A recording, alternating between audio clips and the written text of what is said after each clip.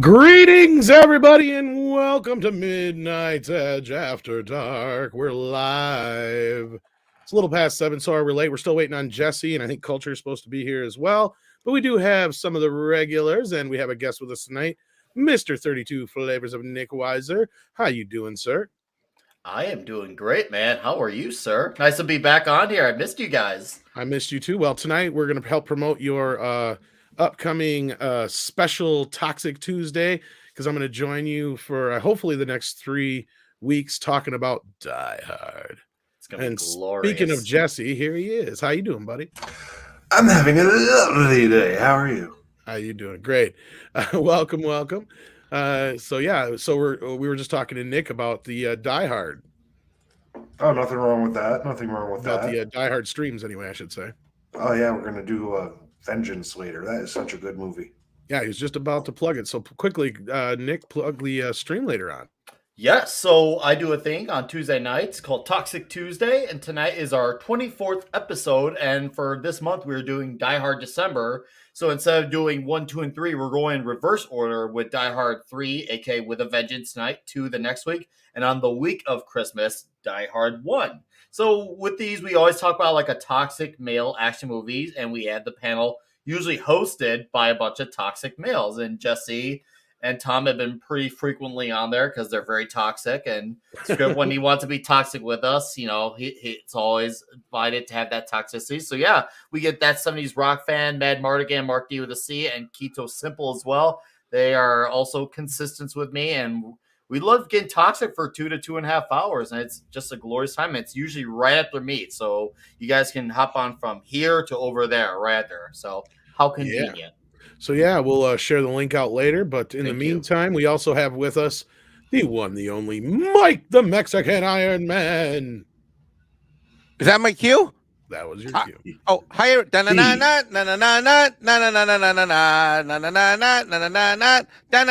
Oh, wait! I was doing my little dance on the pole that I have here in my studio. I forgot to go. You bought a pole? Yeah. Well, it's a virtual for pole dancing. It's virtual. See? How do you not fall off of it if it's virtual? Well, I don't actually get on it, Jesse. It's virtual. It's so you just think about pole dancing. Yeah, you have to think about. You have to imagine. Everybody in the chest has to imagine Mexican Iron Man in his red and green Mexican iron thong doing a little pole action because we have a special guest, Nick Weiser. Yeah. Do you have tassel pasties? That is a great idea. Hold on, I got some duct tape downstairs. Be right back. Hold on, I got to search Amazon. Well, while he's going to get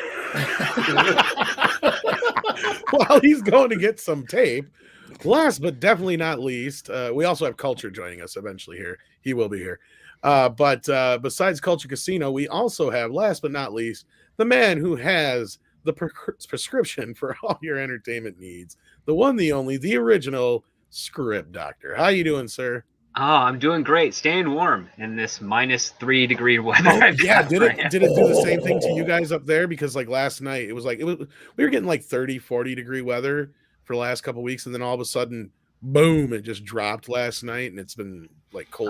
Yeah, yesterday was a beautiful day with a little bit of rain, and then in the middle of the night, it like dropped 5 degrees. Right? Yeah. And we're on Celsius here, so like, you know, 0 is ice.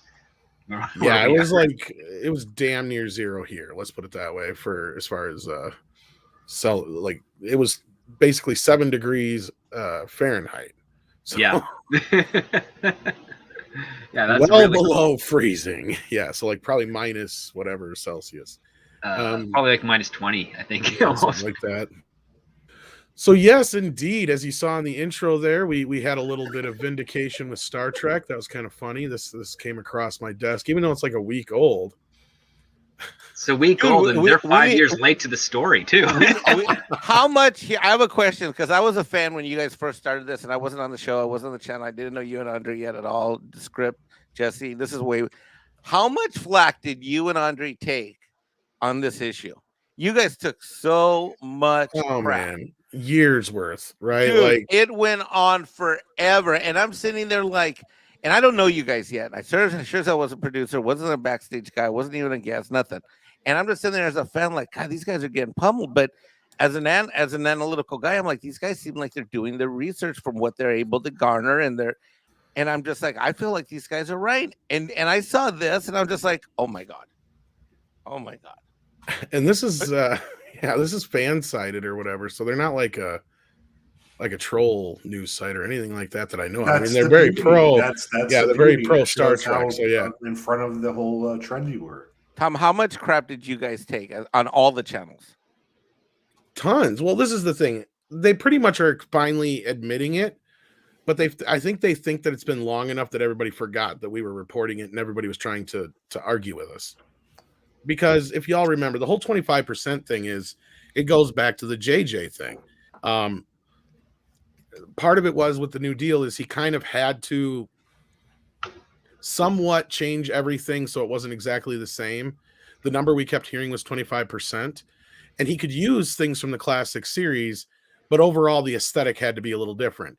But then as far as, like everything they redesigned, they could sell it then and get a part of that product. But now if they use something from the original series, they would have to pay money straight to CBS. Exactly. Or CBS would get to keep the money. Exactly. Like, ethically speaking, there was nothing wrong if JJ wanted to use all the same costumes, all the same models of the original things. It's just that if he wanted to merchandise that, he would not see a cent of it.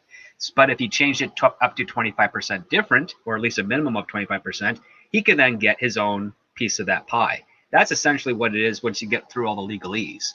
And you guys did it great. Pie. And the thing is, he did the same thing with Star Wars. I mean, why do you think we have BB-8 instead of R2-D2? Like, that's exactly like it's the same principle. Because and all the new but not different ships. Yeah, but script that really counts, even though it's like the same exact role, the same everything. They just obviously changed the robot design. That counts as 25% different. Well, it's a new character and it's its own thing, but because it's in the brand of Star Wars, it's its own percentage wise, and based on whatever production deal Bad Robot had with Disney to create those films, they're going to get a piece of whatever they bring to the table. Right. So even though Disney gets a big cut, Bad Robot gave this to me and you, could we make a shit ton of money? Because we can make it 100% different and have Jake Skywalker, and we could have DD3 and D8P0. Well, you can make up our own droids, but it all depends on whatever deal Disney and Lucasfilm would want to do. But whatever we would bring to the character, whatever new characters we'd bring to it, we'd actually have to get legal involved to negotiate what sort of licensing agreement we would have with them in order to see a profit for our contributions. And that's basically what this 25% different thing with Bad Robots contract with Viacom and CBS has been, and of course succinctly with Secret Hideout, they're in the same boat as that. Yep. And like that's another reason why we had BB-8, like you said, and also Dio and Babu Frick in the last movie and stuff like that, from what I heard. And C-3PO with the one red arm. Yeah, well, like those are the 25% different ones, but I think he gets more for the ones he creates. But I understand it's like a lot like, when you work for a comic book company and you create a new character that's what is it, derived? Is that the right way to say it? Script from the other characters, but like you created it, so you get royalties if, like, say, because like Ethan Van Sciver gets royalties if they use some of his characters in any of the movies, but he obviously doesn't own Green Lantern, right? No, I think he gets a little bit of a check for, like, I think he does help create a truck part of the Red Lantern Corps and a couple of other things. So like, he gets some of that with this. So my point is similar to that is what I was trying to say, but yeah, it's a variation of it, exactly. Yeah, it's for all the ornamentations to it. Or at least if it's not a new character within an established universe. Or an idea. Like, for example, if you remember... Well, not an idea. It's a copyright idea. Well, what about that thing, remember with the ring where it pops out of the suit? He created that idea, and apparently he gets credit for that. He created it specifically for the Green Lanterns, but that's also, I think, an image idea he came up with for his Cyberfrog character way back before he got hired at DC. Oh, so I had not read Cyberfrog. So I think it's basically just a methodology of what, like, that's kind of like his. Wouldn't that fall under like a design thing kind of thing almost, though? That's a little bit trickier because, again, it's usually negotiated case by case, unless DC had a contract with him, like a general one. But don't get me wrong, like DC Comics will pay him for the uses of that, but I would not be surprised that they're looking at any way they can. I know, but my point is to pay him in the future. Yeah, no, I'm sure they would, but like my point is it's not really an idea so much as it was a design factor. Well, it's something that it's not so much an idea; it's the fact that he did it, and now it's on paper, and he's the one that. That's what I mean. So it's his. Or whatever. Yeah. So what if I was as paper thin as saying, let's say the teleporter from Star Trek? Well, let's say that I claimed in a new series that it worked on wormholes. It wasn't actually a transporter. per se. Would that count? You kind of cut out there on my end a little bit. I wasn't quite sure what your Oh, context. if I said that the teleporter didn't work on teleportation, it worked on like wormholes, for instance, would that count as me adding something that's 25% different towards the pile? That's that's a good question. I'm not a lawyer, so I wouldn't know 100%, but They would have to depends on take that to a lawyer. probably, yeah. Wow. Here's the thing: it's like the idea of teleportation you cannot copyright, Jesse. But what you can copyright is like the design of the Star Trek version. Yeah, the of it. rules, the Star Trek Well, rules. not just so much the rules, but the design aspect of it. I mean, I don't know what like Script said. I'm not sure what arena the rules would fall under as far as a lawyer. That's yeah. really gray area because technically, I mean, hypothetically speaking, with enough energy source that could work. Well, that's why they use the term beaming, right? Like and other things. Like you can like use different terms and you can say like, yeah, that's our term for that. Like, and I know George Lucas has tried suing over specific terms that are associated with Star Wars, like lightsabers and things of that sort. But like, They invented Dark Sun, which was like a black hole before black holes. They're pretty smart. Well, I'll put it to you this way: on the technology side of things, if they were to come up with like a teleporter akin to Star Trek, the Gene Roddenberry estate, nor CBS, or any of those other properties could sue those inventors for it because they turned a fiction into reality. It's the same argument that kind of happened during the dawn of the cellular telephone age, right? Where there were some lawyers that were trying to position, oh, it's just the Star Trek communicators. Like, no, you can't. You can't do that. I mean, it's inspired by it, but it's different principles, and also you can't. They're turning fiction into reality, and the other part too is that the concept of it is so broad and easily to be thought of by other people that it couldn't be. It wasn't though. Well, yes, it was because Dick Tracy had remote control, like wristwatch communicators as well. There's been other science fiction entities that have had long range communications. Yeah, you can't really copyright shit like that. Culture Casino is here. How you doing, buddy? I'm doing. Thanks for having me. The house is now full. Yeah, we are everyone. We are all. We are Borg. I'm enjoying your festive profile picture. Well, thank you. You joined us just in time. We're finishing up the 25% different Star Trek talk. All 25%, baby. They're finally admitting that we were right all these years. But hey, bygones be bygones. And all did you freaking know it? Get it? Oh wait, guess what, Mike? You have a button for that. I have a button for that. If I can find it quick enough. Oh no! You need a macro. I got too many goddamn buttons. They let you have 100. Well, there's this one that you should have. Some people probably haven't seen yet. But what were you gonna say, Mike? I was gonna say when I was doing the main channel with Andre last week or the week before you got there, he's like Mike, there's so many buttons. Twitter. I'm like, I got it. I know which one. I know where they are. I still can't do a good Andre. There are too many buttons. Well, who did that? That was me. I was just coming up with something on the fly. Obviously, I can't be an Andre. I have a machine gun. You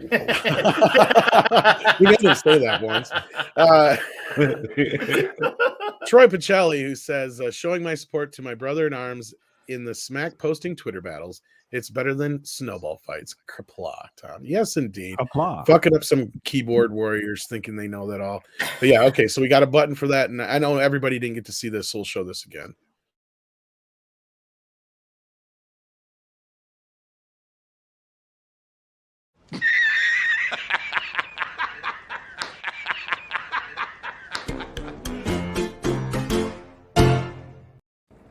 I fucking knew it! Oh! Yeah, I saw that this afternoon. I was like, oh, new video. That was like a couple seconds long. And I'm like, so it was just dip my balls in it, then I'm out, huh? I think they call that teabagging, right? Well, I had so much. I had so much luck with my little minute-long video where I gave away a couple copies of Spider-Verse. I'm like, fuck it, I'm gonna start doing a few more little shorter videos. And the Bat videos always do okay. So like, they don't do great, but they're okay. Then we got Xenobit here. How you doing, buddy? Who says, I got a Doritos ad right when this went live. Did you get the Doritos ad or just a Doritos ad? I'm curious. I don't know. Xenobit's that Doritos ad looks tame compared to Gay Santa. Oh, shit. What were you saying, Mike? He's trying to trigger me. I feel it. It's Xenobit. You know, I know that guy. We know that guy. Yeah, he does try to This is trigger gonna you. lead to a bunch of people making homemade Doritos out of like real shit, like cumin and fucking chili powder and cayenne and shit. I like Don't they already coming. have half of those? You have what? I like coming. I call it Oh yeah. Oh Yeah. That's Give me why some Nick is coming toxic. right now. Straight from the cream of the crop. Where's Elizabeth? I locked her in the house. Yeah. John Apocalypse is in the house and says thoughts on Halo TV show teaser. It's looking good. I didn't watch it. Did anybody here watch The it? armor looks badass. The woman who runs it, she seems like she's more of an obsessed nerd with Halo than anything else, which is what you want. The only thing that I saw that was even remotely woke, kind of in description only, not in her demeanor or anything, was a truthful thing she did. She wrote an article for someone who asked for it, first off, about what, because she was a bigwig now, so they asked her what it was like from back in the day until now as being a chick in gaming, and she was like, yeah, it used to be a lot different, now I'm the boss, blah blah blah. But that's a good answer. Yeah. everything they showed her doing was her being like OCD obsessive about like the most minute detail of like the gun. So I think you're safe. If they fuck it up, it ain't her. Really? Okay? Well, that's good to know. I mean, if you're a Halo fan, that's good news. Considering most video game adaptations are very tricky to adapt because it's different when you're playing a video game. You're being the character, whereas in the movie, you're watching the character play itself out rather than you making the decisions of the character. It's very like most of them are, at least for as far as my opinion goes, they're not good. Like Sonic was at least good, and I do admire. Was it Paramount that made it? For at least listening to fans and fixing the design. And of course, I do like the 95 or 4 Mortal Kombat. I mean, yeah, it's 90s and it's totally cheesy, but I still enjoy it. So, but there's not really many. They of them made you can Sub-Zero enjoy. go out like a bitch, though. Yes, they did. Oh, it's not even close. Like, And now in this one, they just didn't know what to do with them exactly. Nope. No, they did not. Yo, do you remember the spoiler alert? The end of that movie sucked. But it was like Scorpion comes from hell, and he's like, "You may call me the Scorpion now." That was He's like, yeah, and where'd you derive that name from? Yeah, exactly. My time in hell, I don't know. It's like down in hell, they start calling me Scorpion. That's how it is. I don't know. Yeah. You're good as mine. It's really tricky though. Back on the point though with the video game thing, it's really tough. Like I was a big fan of like the original Tomb Raider games on PlayStation 1, and I was super excited when that was gonna be a movie, and then we all saw how that turned out. I'm like, oh, dude, the accent. Oh God! She looked good in the costume. Well, that does, we all know the assets were filled there. So then again, a lot of women look good in that costume. It's a good costume. It's simple. Yeah, short it's shorts simple and a blue tank top. and effective. It's simple. It's tight. It's athletic. Make sure you got a nice pair of guns and some pistols help too. Wow. That was very misogynistic there, script. Congratulations. Welcome to the Script's toxic. But it was also very well crafted. So, It was. Well, of course, he's a writer. That's how you get past the censors. That's true. I almost feel like we should play something for that. Like it was just so manly. Like I need one of those. I need that clip of like, I'm so proud of you right now. I don't have it though. So we should play the theme from like Bonanza because he's all like Western and Here, this is down, okay. down, or you could just sing "You're the Best Around" because nothing's ever going to keep you down. Okay, well, there's two versions of this. We can do the smarmy version. That's cute. I remember when I had my first beer. Or we can do the taken aback version. Oh, great Odin's Raven. How was the first one? Even though he was a dick. So we want take one. All right. We got one for take one. We'll see what the audience thinks. Vote now, kids. Take one or two. Tell us now.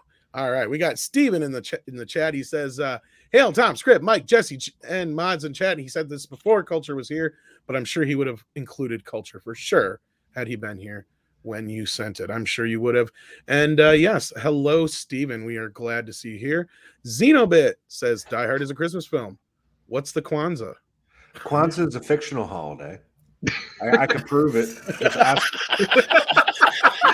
Oh, okay. Let's see. In this segment, I can prove it. okay, we're gonna call this segment "Moments in Cultural Diversity" featuring Jesse. Okay, I can. How can fast prove can we it. get shut down? First off, Kwanzaa Jesse was- Miller from the Crow's Nest on diversity and inclusion.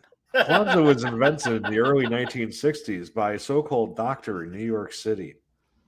Go around and ask anyone you know, do you celebrate Kwanzaa? No one does, because it's not a real holiday. It's like a propaganda holiday. The best thing that ever came out of Kwanzaa was Kwanzaa Bot on Futurama. Okay, so let me That's ask you a because it was question. played by Coolio. Jesse, let me ask you a question. So that means would Cinco de Mayo be a real holiday yet national Oh yeah, that's rabbit? totally a real holiday. You know, Okay, what about national- downtown in Cinco de Okay. Mayo? Okay, what about National Rabbit Chicken Day? It could be. Festivus became a holiday. It's more of Okay, a but I holiday just than made that up, so Kwanzaa. that's not a real holiday. I just made that up. But we could make it one. Oh, I like your see, Jesse. That's why you're my brother. See, the thing is, though, I mean, like all the holidays are all saturated around this type of year. You need like a summer one, kind of before 4th of July, because 4th of July is kind of you don't really have to do anything for 4th of July.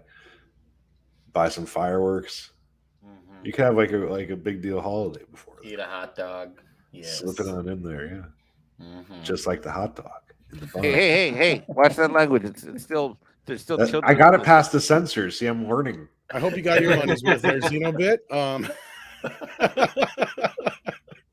Super Nate is in the house. Says, I like the Spider-Verse movie and can't wait for the sequel, but I was offended by what you said. Or wasn't offended. I'm sorry. It's okay.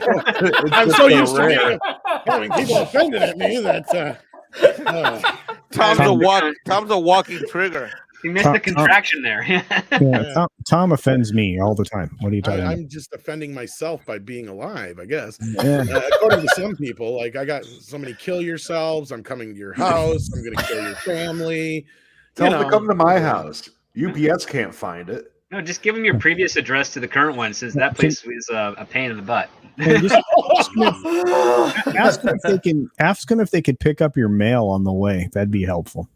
Yeah. Honestly, I would script, but my luck, one of those fuckers would actually like go and torch the house, and then I'd be liable because I gave him that address, right? Like it's still. Well, I didn't say give him the address. Just give them the address to a police station, and they won't know what to do. They'll just have wasted their money, and then they'll go home. No, Well, that's I hope true. they're smart enough to use Google. I did that to one of those like auto calls for like cleaning your air ducts thing. I booked an appointment and I gave them the address to the local police station, and they stopped calling me ever since. Hey, It works. It's okay for fans to like different things, he says, about these characters. People said stupid. People just stupid. Love you, Tom. Well, I love you too, Super Nate. What were you going to say, Culture? Oh, nothing. Just I admire all the creative thinking in this particular group of humans. So, how can we mess up these scam callers and these other people even more? We can, or these people that threaten us, we just send them to a police station or the local FBI or maybe a municipal court building. Something. I don't fun. know. I'm on the outlier of this on YouTube, but I've never understood the whole concept of doxing. You want to show up to my house? Good luck getting in them. First, you got to get on the island. Then you got to get in the gay community. Then you want to show up in the house and threaten me? Good luck, because I'm an active. I mean, you know what I mean. I got plenty of warning. You're ready to say. You're ready to say hi. You know what's sad about Mikey's fancy. You know what's sad about the scams is that like older people are so just like they're so apt to try and listen to whatever somebody tells them on the phone. Otherwise, I'd be like the perfect thing is to just give them like the old person who just loves to talk to everybody no matter what forever. The Abe Simpson. Yeah. And you Of send course, it to I them, tied like, an onion to my belt, and it was a yellow onion because that was the style at the time. You'd always be like, you know what? I at the end of that call, you just be, oh yeah, I don't have any money. oh, you thought I had money? Oh, you needed money. I haven't talked to the grandkids in a while, so it was nice of you to call today. I told this once before, but when I was 19, my car broke down, so my father picked me up from the grocery store I worked at, which was in a bad area, And he gets out of his car and he's like fixing his windshield wiper when I came out of the building, and some like crackhead had come up to him and he said started talking to him. So my father looks at him and he gets this dawn of realization on his face and he goes, "Hey Charlie, how you been?" And he shakes his hand like real loud and fucking goes back to what he's doing. And the guy's like goes back on with his spiel and then he just goes, and he goes, "I ain't got no money." I was like, that got in the car. I was like, "You know that guy?" He's like, "I don't fucking know him. I just distracted him." And he got confused. And then he got in the car and he left. That's genius, man. And that's how you do it. Yeah. I do love watching those videos where the guys like fuck with the scammers. Oh, they're great. Dude, Kid Boga is the greatest, man. You want to watch a guy disassemble those he's great, scammers. yeah. He's incredible. Yeah, I love that. I had this friend named Carl, and when they would call, he would just pretend that he was in a moment of self-appreciation. And he would beg them not to hang up. I've done that for some of them. I've had some Stay fun on a ones. little longer. Like my favorite ones are like the Just credit keep card debt talking. ones because then they're Just like, talking. oh yeah, we worked up the we maxed out the MasterCard last week for the donkey show. Yeah, it's just That's get just them great. going every time. That's so great. Jace Fox is in the house. How you doing, Jace? Jace. He might be joining us on Thursday. How you doing? He sends in 55 Norwegian Krona. Says, "Hail to my good friends." And Miles is not Spider-Man. That's right. Of course, I'm not telling anybody if they like Miles. They can't like Miles. I'm not trying to change anybody's mind about the movie. Oh, It's I mean, just, if that's the chicken that you dig, dig that chicken. Yeah. Yeah, well, here's the other thing that's kind of interesting. They've gone after you, but they haven't gone after Paul Dini, who renamed Miles Morales' superhero persona from Spider-Man to Kid Arachnid in the Spider-Man cartoon series Spider-Man and the Web Warriors. Gee, I wonder why Wow. they would do something like that.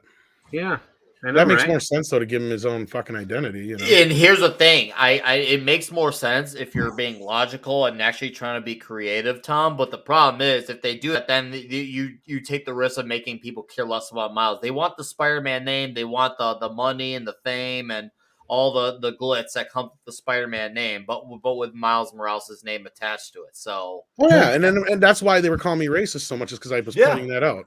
yeah. Oh, I know. And they don't want you pointing at it. They think, oh, well, he's this half Latino, half black man kid. Like you can't make fun of it. It's just like, just because you're diverse doesn't make you a great character, especially since there's already been, original like black, Espanol, Asian characters in Marvel for years on end. And now they're pretending like this is his new thing. And anyone who knows why Miles Morales is created should know, like, Bendis has family because he was one of the co-creators of Miles, and his I can't remember if it was adopted daughter or an actual daughter, but one of them was talking about how they couldn't relate to Spider-Man because that whole he doesn't look like me type of thing, which is He's covered horseshit. head to toe. It's very bad parenting, by the way. Don't ever teach your kids that. I'm a That's dad horseshit, myself. exactly. There was some horseshit guy to back teach in the them. day that said something about judging you by the content of your character, not the Yep. color of your skin. And Yes. I always thought that was Yeah. very good. Yeah, And it made a lot of sense. I They can shot ask him. somebody right here on this panel who I know has said this many, many, many times about many characters. Mike, Yes. Does a What? character What I have do to wrong? be- What I do wrong? does a What? character have to be Hispanic for you to think that you're being represented, or for you to have to Fuck no. associate with them on screen? I am so sick and tired. Listen, I want my freaking Spider-Man I want my Superman to look the way he looked like when I was a kid. And I didn't sit there and say, Jay, I think if he doesn't look like, I don't want him to look like me. I'm a taco farmer. What are you talking about? Seriously? That's why. I mean, look, there's only one superhero that I literally laugh at, which is like the Flash. Because even as a kid, I'm like, that character sucks. Because being Mexican, I'm like, run fast, shit. That's what my people do every day. I mean, His powers make I'm like, oh wow. I'm like, right? oh wow, he runs fast like my grandfather before me. No, what the fuck? No, I want Superman to look like Superman, Batman to look like Batman. I don't want to like Batman becomes like Juan Hernandez, who I don't know, what does he do during the day? What does he do? I don't know. Works at the restaurant. He's a chef, and then leave him alone. He's fine. He's fine. Imagine telling some kid during the Michael Jordan age, oh son, you can't look up to Michael Jordan. He doesn't look like you. Like, really? Well, it's not only bullshit. that, Yeah, look at it everybody like a- wanted to be like Mike. Everyone Well, wanted okay, to I be know like this isn't Mike. a comic book character, but look like a character like Machete, right? Like Machete. that Right. fit perfectly Fuck as a yeah. superhero character. Why can't As they just look, make somebody there's new? here's the problem. Let me, from a minority if your kid's perspective, looking there's up a to difference, Machete- and these idiot woke asses never get it. We want our superheroes to be how we looked up to them as superheroes, and we want the integrity to stay the same. And when you change it, and you think it's pandering, we feel it, we see it, we understand what you're doing. It's fun. It's ridiculous. It's insulting. It literally makes me, when they do that. That's when I feel worse about myself, not better. Worse. That's what I feel love. Exactly, is the dude. Hispanic That's culture. every People, Pixar movie ever. you guys have been calling it out first, right? Like you guys were like this Latinx shit. Like fuck out of here with that. Like right away, you guys were like poof poof. Like you're batting this shit off. Like right off the bat, and let's talk about Machete, and let's talk about Zoot Suit, and let's talk about Blood In and Blood Out. Let's talk about any of these movies. All right, Stand and Deliver, motherfucker.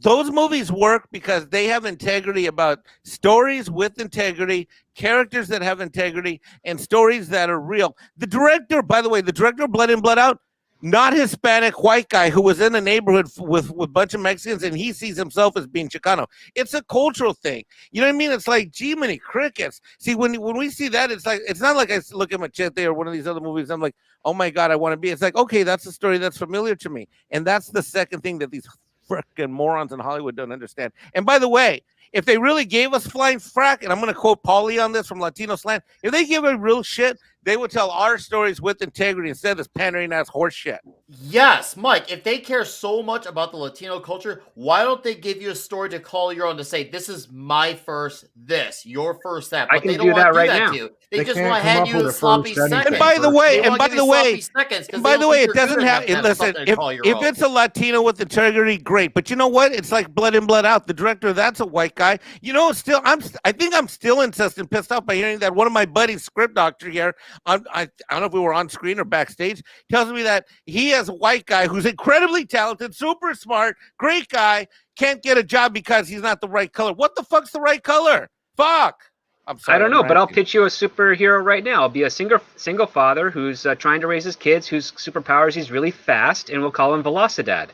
And because that's the Spanish term for speedy. And that's really he's good. fighting, drug runners and things of that nature because he wants to make a good home for his family somewhere in, Mexico. We'll just pick. You know what? I like that. I'm gonna tell you right now. I love that idea, and it's creative. I love that. And guess what? Script doesn't have to be Latino to fucking come up with that. He just did that right here, right now, and I love it. Oh God, these Hollywood people. Miles Morales is like. And by the way, I haven't heard anybody bitch that. I haven't heard any. Jesse, I haven't heard anybody bitch that Miles Morales, about his Latino side. That's just about his dark skin and being black.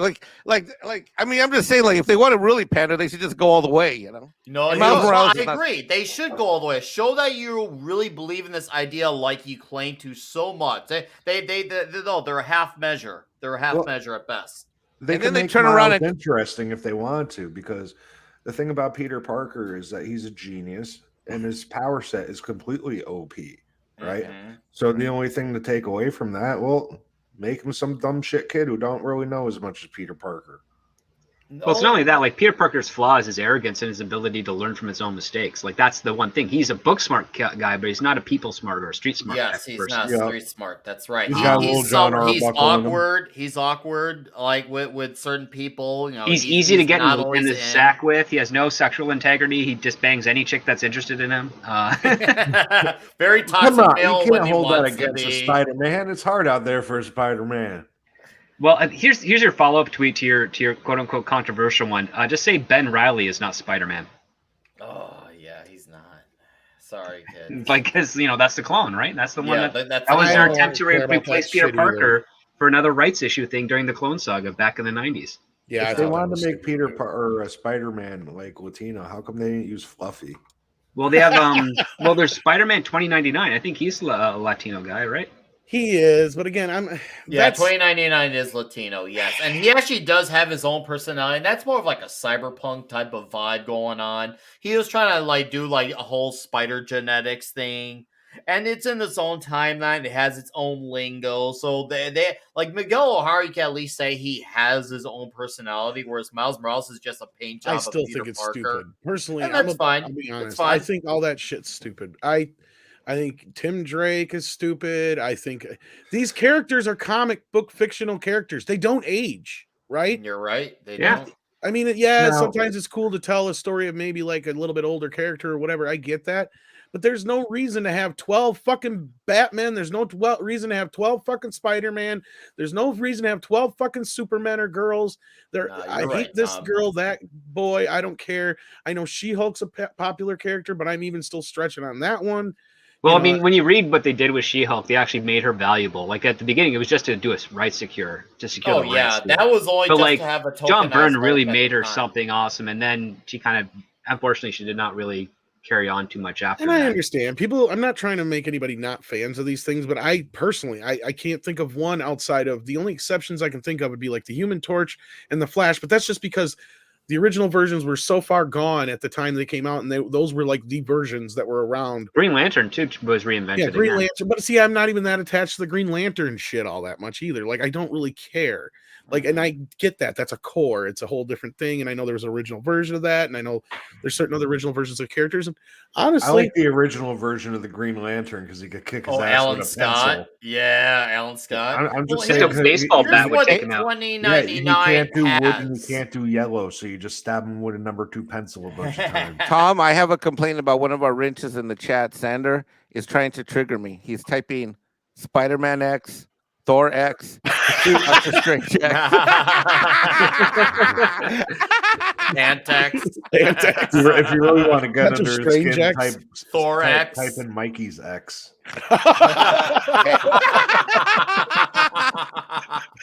She'll show up. Lapita? Oh no. No.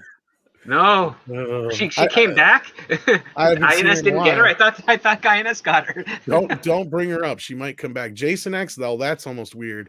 That is true. Jason was first. Jason was woke first, kids. Yep. Yep. He woke the shit out of that bitch's face in The the jack of all casual. All right, we got to get through these super chats here. Thank you so much, guys. You've been so generous. Sporking News, I don't have the thing up. I can't see what he sent me here for $3. It doesn't go that far back on my other one. It's a super sticker. I know that, but Oh. Wasn't sure if you're looking for something else. I don't. Yeah, I don't know what kind of super sticker though. Oh, it's from Sporkin News, so it's probably stupid. It's probably a bunch of trees in honor of It's probably a Stephen video Waldman. game guy or something. I have no idea. I'm sorry, I can't bring it up. Same with Goddess of Whim. I can't bring it up now because it's lost in my other I blame Tom. thing. Because I wish they just show what they are. It's so stupid. You can blame me all you want. StreamYards is behind. They're catching up slowly. I mean, they Hey, just fixed actually- the comment chat and the private chat section. I have to say this. Look, in their defense, StreamYard has been making massive improvements every once in a while, just big chunks like this, the super chats. We can actually go scroll back up. What they aren't catching is the member chats, which sucks. Nobody is. YouTube isn't even bothering to do that. It's Well, the really member chats are a new thing now. Actually, that's only came in the last 2 months. Really? Yeah, but but YouTube can't even track them. Script. yeah, they're not. They're not in the back dashboard when you're live streaming. They literally. Yeah. If you don't, and some of these streams when they fly, if you don't catch it when they fly, they're gone. Yeah, that's I hate Well, that. and And Mike it and sucks I, because members, these guys, everybody, members are great. They provide they're awesome. support, stability, cash flow, and then you want to give them a treat by being able to do a super chat without having to pay money. Yeah. And then the thing just flies away. They gotta fix that. They do. Because Mike and I, like Midnight's Edge in the morning yesterday, Mike and I were clipping them as they came through and putting them in the private chat so they wouldn't get lost. Yeah, you guys help us out with that all the time. It's bullshit. They need to fix it. But Darius Munchausen, I believe, probably sent us some popcorn. He usually does. If not, sometimes it's a hot. I think it's a hot dog sometimes. I would guarantee you that's a box of popcorn. Probably a box of popcorn there. I'm willing to bet. Oh my god, the chat's on Darius, fire. you're awesome, brother. Thanks for your support. And Goddess Wim's also sending us some popcorn. Maybe hers was a popcorn as well. It was my a God, popcorn too. Superman. Thank you, Goddess. Awesome. Oh, you guys were getting it because we were getting in. Okay. I'm catching up with the chat now. All right. James Esperanza says Spider-Man 2099 was released in 1992. Name Miguel O'Hare. Yeah. It's at least it's a little. I mean, I don't have as much of a problem with that. But again, my whole thing is I'm very like, Wonder if give I me have something new. that. Give me something fresh. I'm sick of this stupid, redundant characters. I mean, I'm not even that big of a fan of like super Derivative characters. Derivative. I understand. Yeah, It's a respectable take, Tom. I get it. Like 9 times out of 10, redundant. I'm more of the original guy. I feel, once again, obviously I had my very rare exceptions. And it helps that 2099 came out at the time when it did, before there was a multiverse of 800 of the same version That's of every true. character. So that helped, because it did feel special in its own right. Whereas this is what it would look like in the future. Not, oh, hey, there's 800 more. So it's, oh, hey, there's Peter Parker. And this was also before Ben Riley. It was just Peter Parker. And then, hey, if this was the future, it would be Miguel O'Hara. So it actually still felt special to a degree. Nowadays, it's just the whole participation trophy of anyone can be a hero, which is not really special anymore. Can I ask you guys a question? Sure. You just did. Yeah. Well, you know how with parallel universes, like, people think that there is a universe out there where any possibility that could ever happen does happen, and it exists, and that makes it a separate universe, right? That's a general thing. That's like sliders. But the reason that we know about these parallel universes is actually because of the amount of dark matter in our own. So in all these different parallel universes where all these possibilities could be happening, there's certain amounts of dark matter in those too. Now, most of the time, it's either going to be too much or too little. So the universe is either going to be moving too fast or too slow to hold matter together in a cohesive form.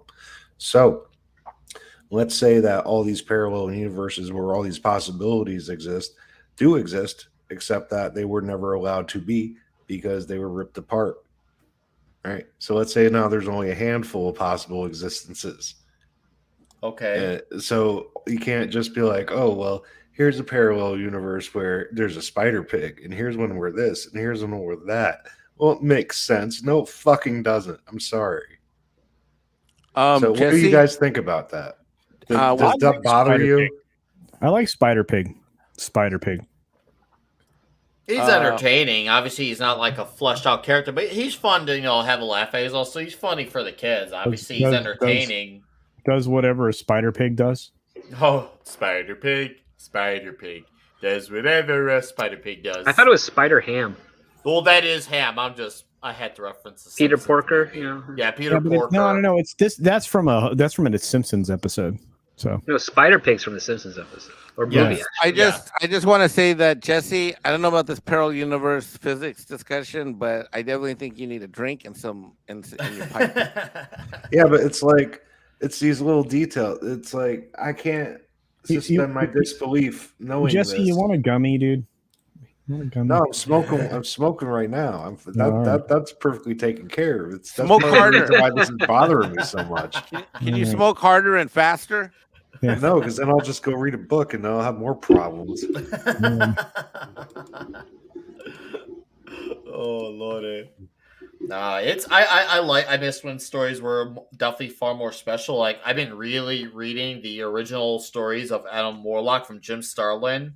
And I'm just like, and I've never really read them because I was not familiar with old Marvel space. I'm like, dude, this is amazing. The dialogue's like at times inspirational. It's just like, and the art is great. And Warlock's this character about how, like, I don't want to lead people. People should be able to be their own individuals and lead themselves. I'm like, man, these kids would not understand this type of dialogue today. It would be like, what? Why is this guy leading himself as an individual? And it's just like, it's really awesome stuff. And actual role models and positive messages, like, whew, yeah, somebody's got to tell these kids we can't all be followers.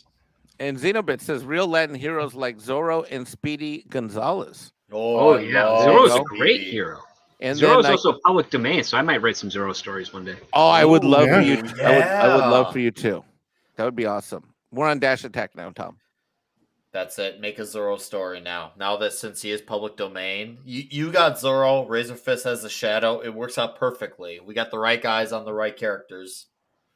Well, I could write some great Shadow stuff, but Condé Nast owns the rights to that character. So, trying to compete against some of the people that they are putting into their camp is tricky because they have solid relationships with them. Script, can you make me the Saint then? Can I be the Saint? I don't think the Saint's public domain, but yeah, go ahead. Be Roger Moore. 25% different than the Saint. I don't. I'm not That's not quite British. how it works. You could but- just be the same character and call yourself the Sinner. There you go. That would be an interesting story. The Sinner. Okay, I'm ready. Okay. Looks cooler with your hair I mean, anyway. You do all 7 deadly sins. Is that how Call you yourself the Sin No, Stalker. I could like go after bad guys and do the 7 sins like 7. We just hit 50% original. That's right. I'm good. I'm gonna grow my hair back out super duper long, right? And we're gonna go to work. There we You go. guys like Long. the title? Super long. Is it gonna be longer than Drew's dong? No, that's not possible. Nothing is longer than Drew's dong. Like, I heard it if- circles the if- Earth twice. Yes, if something, first of Call all, me we, the world serpent. we would have a black hole because there would be so much mass it would implode upon itself. Is what would happen. It's called Earth's belt. That sounds painful. Well, hey, he's got all great power comes great responsibility. So That would Drew's be dong for Or you. none at all. And, Great well, dong. last Luckily, night, that asteroid that's coming towards, he can just bat it away. yeah, he's like playing softball with. Yeah, he's playing. We don't need Space Force or like even that little like bomb they sent up at that other asteroid to see if they could do it. Yeah, you just get Drew out there, playing baseball with like cosmic stuff that's headed our way, just a smash. People think that the modern age we're immature and we make a lot of dick and fart jokes. But I've seen a picture from World War II where there was a guy with a bazooka between his legs, and it had his 2 buddies laughing their asses off right next to him. First of all, you have 2 official members of Dick's division on this panel right now, and you have 2 honorary members of Dick's division also on this panel. So Is it hard to get in? No, you. Those 2 jokes. No, man, that was amazing. That was good, Jesse. I mean, script is an honorary Dix, and Tom's an honorary Dix. So. Oh yeah, and I'll be Well, having you know more what I time am? in the new year to join on some Thursday night throwdowns, which will be great. I'm an actual dick. But see, Mike, you very easily, and Jesse, you both could very easily become a member of Dick's Nation. You could be. We don't have to do any Dick's gay shit, Nation. do we? No, there Yeah, isn't. because I'm not into that. No, you just gotta get a tattoo on your schlong. No. Up Periscope. Oh Lord, Dash Attack welcome says, aboard. Dash attack. and this is why manga is superior medium. No copycats, no clones, just a bunch of great cliches. There you Exactly.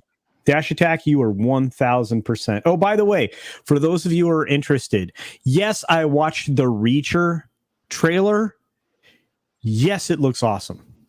Oh, that's the Jack Reacher miniseries on Amazon. On Amazon, yeah.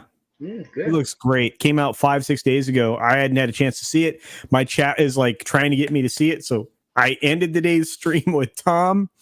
I took 2 deep breaths and I watched that and I was like, that's really good. That's really good. Who's playing Jack? I don't know. Big blonde kid. Looks like he bench pressed, I don't know, a stadium. I mean, he's enormous. I don't know who he is. Okay. It's a short story. Sends in $1.99 with a muscle heart. Thank you so much. All right. What else we got here? We've got Super Nate coming in again with another one that says Mexican Iron Man is too long a name. Ever considered Iron Mex? No. That's funny as frack, but no. Mexi Iron. No. Too close to Tex-Mex Yeah, Yeah. that's true. or Tex-Mex. If like you type it in TCH YouTube on your Mex. computer, it fills it in for yourself. At Mech, and then it fills it all in. It's true.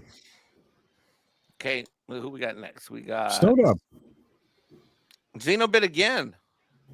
But Snowed Up is saying hi to everybody. Oh, hey, Snowed Up. Hello. Yeah, I'm gonna be on- scrolling like a motherfucker. I'm gonna be on right his now. late. I'm gonna be on Snowed Up's late show tonight for Taco Tuesdays. Oh, I can't dude. find this super chat. I had such a Xenobit. great time. I had such a great time on Taco Tuesday, Mexican Iron Man, Mike. Okay. Yeah, dude, I love hanging out with Snowed Up. He and I are on simpatico. Yeah, he's funny. Nombres, cabrones. Polly's in the chat. How you doing, buddy? Oh, Polly. Hey. All right, here we go. I finally caught up with it. All right. We I have Xenobit. owe So it's Polly two from a hug. Xenobit back to back. Oh wow, Xenobit is sponsoring multiple channels today.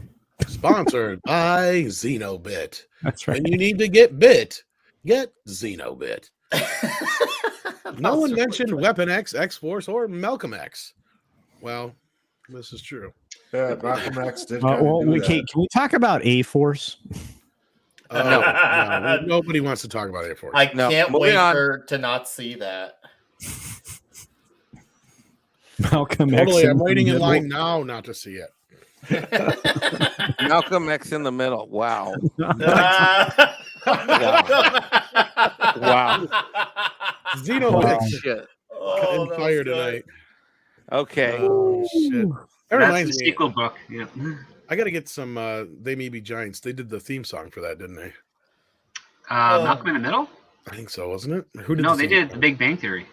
No, that was No, Bare Naked that Lady. was- Bare Yeah. Naked Ladies. Sorry. Yeah. Yeah. Sorry. I think- Bare Naked Ladies copies. There might be giants. So. Interestingly enough, the very last episode, and I know most people had checked out by that point, but the very last episode of that show, they had Sheldon sing the theme song on the way out. It was really interesting. The Jim Parsons. I used to actually have the full version of that, but I could give a shit now. Can I ask Yeah. another question? How come No. on the come on the TV, all the nerds, they're always like, "Hi, yeah, the three of us, yeah, we're physicists. Everybody here's an engineer, and we all work out of college." No, like most nerds are like, "Hi, I work at Walmart, and this is my buddy Jimmy. Works out at the Chicken Shack." And this is our buddy that It's a very diverse group. There are some that are professors and some that are retail workers. well, and also, there's some that work at Google. Like the only thing they really got right was the comic book day. That's true. I'm going to Let's do start a comic book. search engine that's 25% different. It's going to be called Goggle. All right, let's move. DCV Titan. Wait. I'm gonna. I dare you to change it to Ogle. Google. Ogle. That Ogle. actually makes sense. Google or Ogle works better too. Ogle's good, man, because that has a negative connotation. It's kind of an entendre, or it's not even a double. It's Yeah, a and you're it's staring, so actual you're looking for something. Ogle. That's perfect. I'm gonna check out Ogle, and fuck yeah, dude. DCB Titan says script 7 Deadly Sins is already an IP. I know, but we're going to call it Sin Seeker. Yeah. See? Or the Seek sin, out or the sinner. sin doer, or the sinner, just the sinner. Yeah. I I'm like Sin I'm gonna be Seeker the because he's the guy who goes after the sinners. I'm gonna be. How about I just be the sinner? I don't mind being the sinner. I mean, you know, What are you going to be sinnering then, though? Well, basically, he just kills bad guys by one of these 7 deadly sins. So if there's a one that's like very greedy, he kills them with, an anvil of Well, made yeah, of gold. but wouldn't he be seeking out people who are sinning, though? Yeah, sure, why not? Because killing people that are doing the 7 deadly sins has already been done in 7. So Yeah, it's called 7. Yeah, just you call him the sinner. Yeah. 25%. Yeah, but he could just be 25% completely insane, and they're not really exhibiting any of these traits. It's just like, I saw that guy eating some spaghetti. I'm going to kick his stomach in one I saw day. that guy take his son's spaghetti when he went to the washroom. He's gluttonous. We're gonna make him feed him to death. So many SpaghettiOs. Then we could have like some misguided person trying to hunt me down. I got it. Call it Simple Sins. It'll be a There crossover you with go. Dexter. Then Dexter will hunt guy. you. James Esperanza says, okay, here's a movie. Predator is the Aztec god and demands a sacrifice. Then the Spanish show up, and it's Aztecs, Predator versus Spanish. Predator, the blood god. Oh shit! I'd I watch could that. do that there. Yeah. Party on! That'd be pretty cool. Yeah, like because they come down to Earth to hunt, right? Well, the one guy's like, "Nah, f that. I'm just going to be a god here." I'm gonna rule. Yeah. Yeah, and then the other guy shows up and is like, nah, "No, dude, I want to go home. Yeah, I mean, Predator really is just a sci-fi, the most dangerous game. So it's basically. Yeah, True that. yeah. It's true. And though. Danny Glover actually doubled back to the home, the Predator ship. So yeah. You're one ugly motherfucker. Xenobit coming in again says Latin. DMC told me X gone, give it to you. X Gonna give it to you. Gonna give it to you. Gonna give it to you. He's gonna give it to you. R.I.P. DMX. I That's saw right. footage of Reading him at Rainbow. Woodstock. Hilarious footage. If you ever want to see how far we come along, watch DMX tell a crowd of white people something to say, and the That's so crowd great. actually listens to him. So great. It's so good. Floral from under a rock. Have you guys watched my latest story time? Only lasts 2 minutes. Unique characters, subverted expectations, all the good stuff just for fun. No, I haven't. I actually did watch your video when the super chat came in. I just watched it. It's freaking hilarious. It's about a carrot, the life of a carrot. It's freaking hilarious. Well, if you don't care, we'll show it. But it's up to him. Really? Yeah, if he wants All us right, to. cool. Hold on. Let me set it up. We'll get his permission first, but yeah.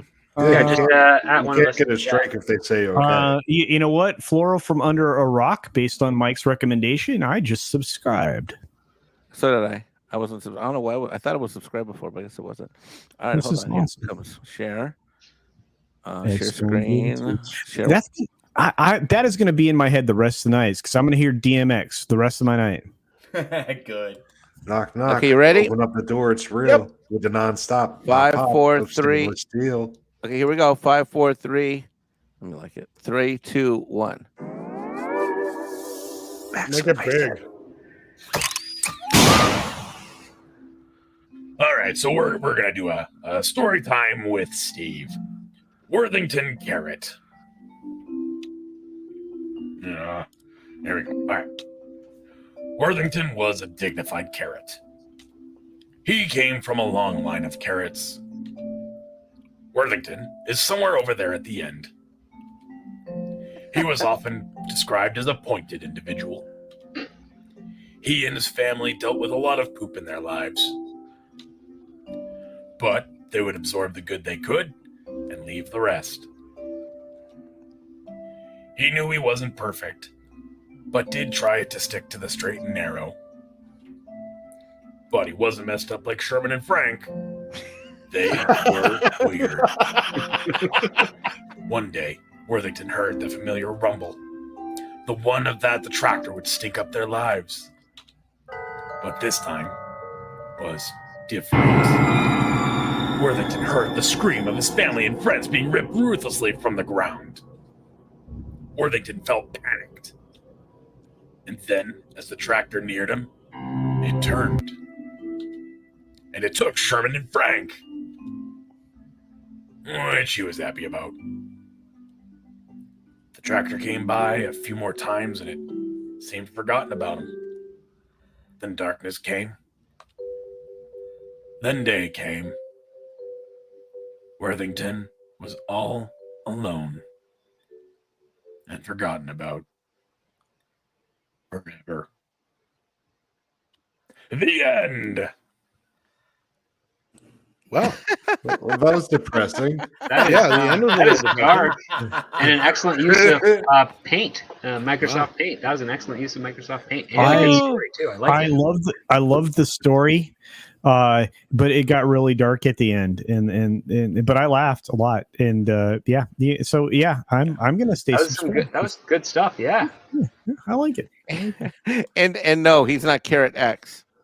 It seemed like it was going to be like a thing that's educational. Oh, Nice. God. Let's go there, baby. It's time. Well, this is it. Main event, kids. Control All scroll right. wheel. Control scroll wheel. Real quick, Tom, we got 2 member chats that came in. Rob Altus, a member for 2 months, says it's a member test. Please disregard. And the other one was Deranged Lunatic. Too late. We didn't disregard it. And Deranged Lunatic sent in a member chat and may have renewed at the minimum effort puppy level. Sweet. Thank you. That's all. there you go. Well, actually, you should probably play the minimum effort puppy. Oh, No, minimum effort is Bambino, who sleeps all day. I don't know. I like this one a lot. No, he's All right. a prince. Hey, You leave him alone. control scroll wheel, Tom. This is too little.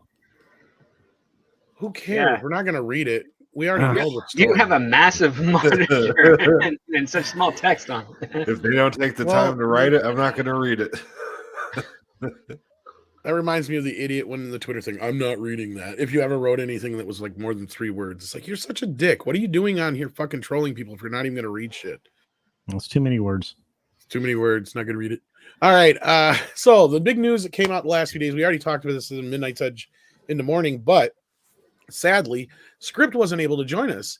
And he had a few things he wanted to get into about this. But the short version is, word out there is that Rogue Squadron is possibly still in play for Patty Jenkins, but the excuse being used for Patty to step back from directing and into a producerial role on Cleopatra, making way for Carrie Skullgland, is that she's too busy working on Wonder Woman 83 and Star Wars.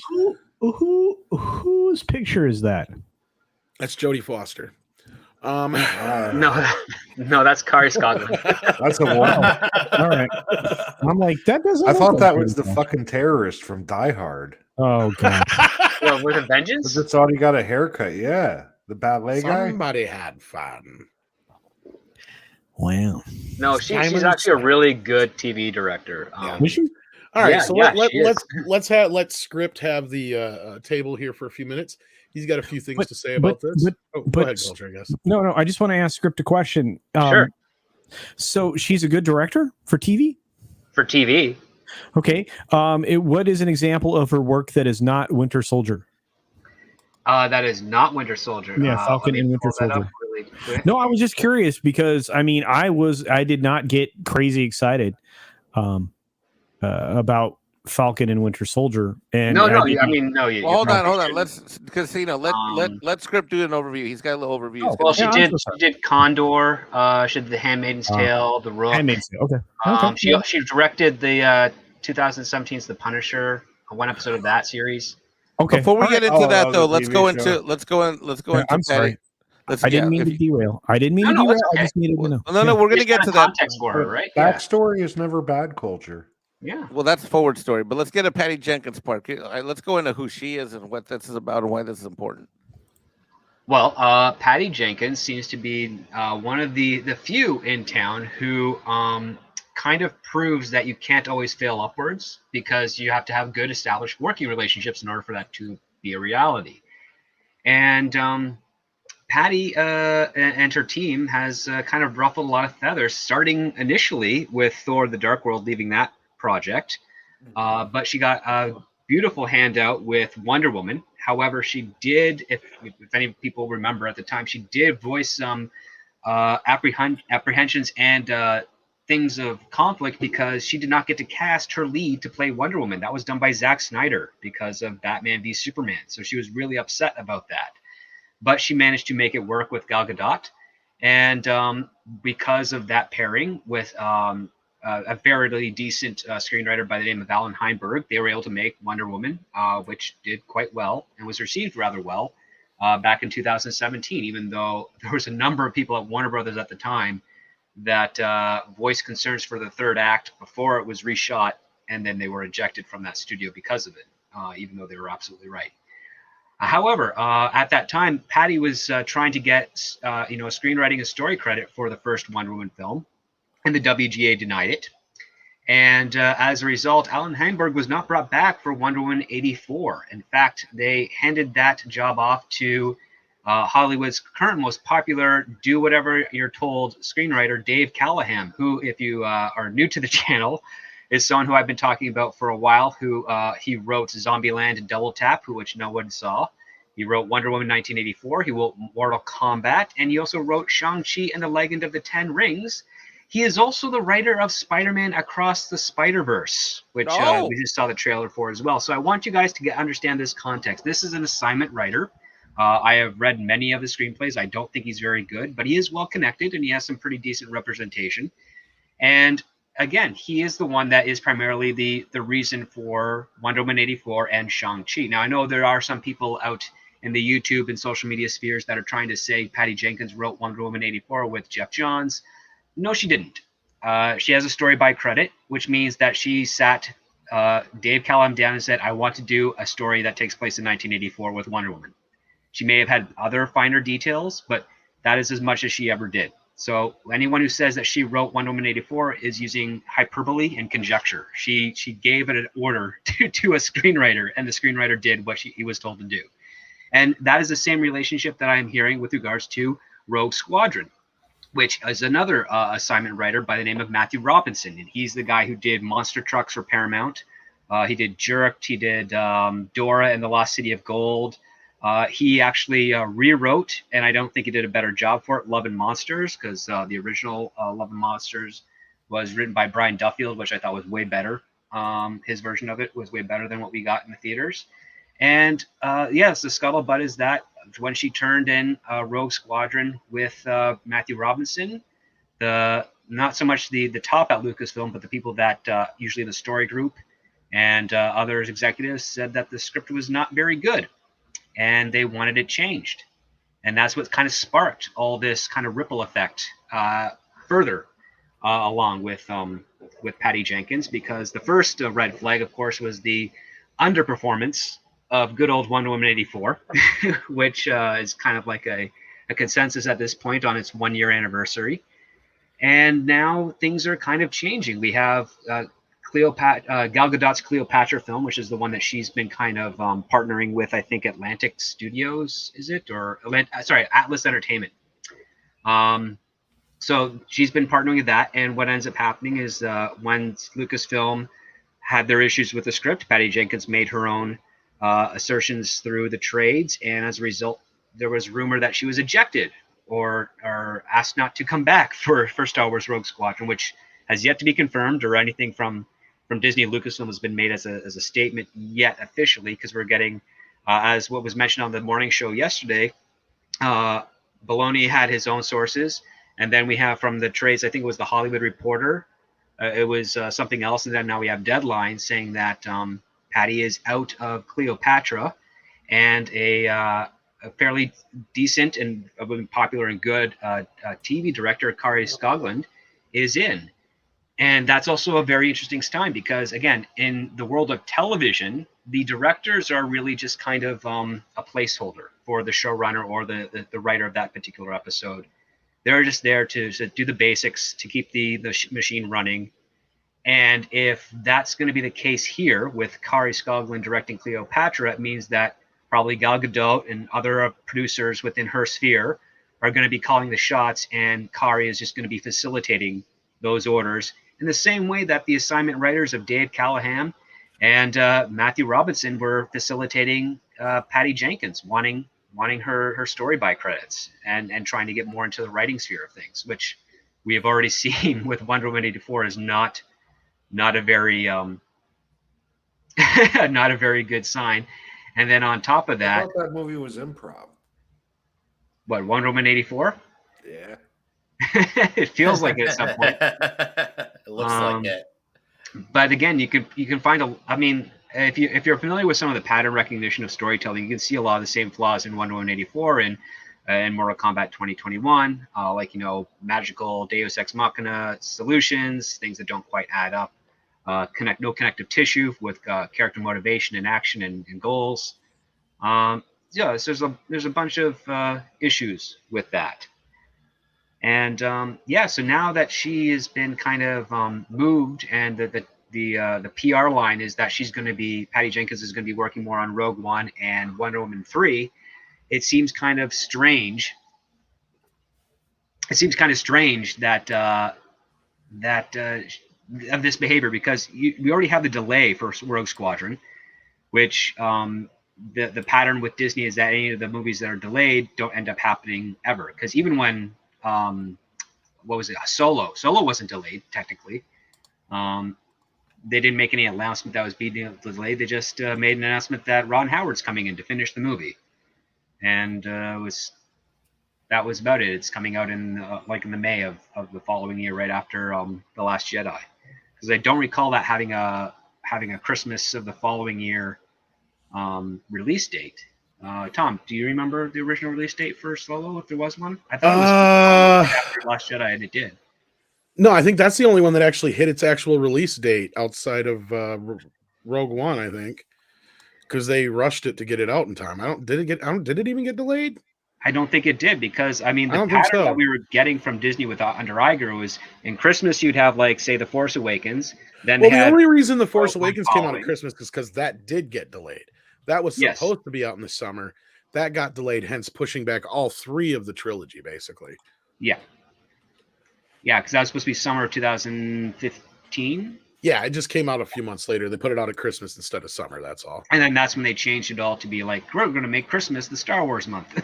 Yeah, and then they tried to take back the summer with I think they did okay. Did Rogue One come out the next Christmas though? See, I think Yes, that it one did, got 2016. delayed. That one got delayed. That one I know for sure got delayed. Yep, because they had to reshoot with the other guy, Gareth Edwards, right? No, Gareth Edwards was the original director. Tony Gilroy. Tony Gilroy. They brought in, yes. Yeah. And then, yeah, because then after that, I think The Last Jedi, they just decided to release it at Christmas. It could have come out in summertime, but they just decided to. I don't think that one got delayed at all. And then Rise of Skywalker was just set for Christmas from the beginning, from my recollection. And I think they're still shooting that, right? So. No, I think JJ just wrapped up principal photography yesterday, but I'm not sure on that. Oh man, we gotta wait for confirmation. Yeah. Yeah, he's still working on editing though, so there's a ways to go.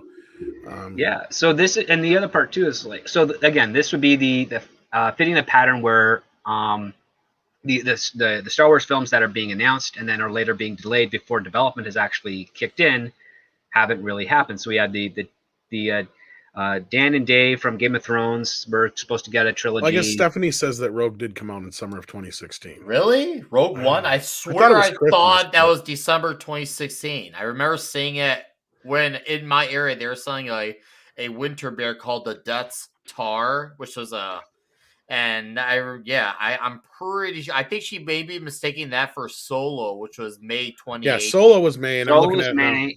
December 16, 2016. It got delayed. Yeah. Yes. So yeah, Rogue One came out in December, so that would basically be 1 year after The Force Awakens, right? Yeah.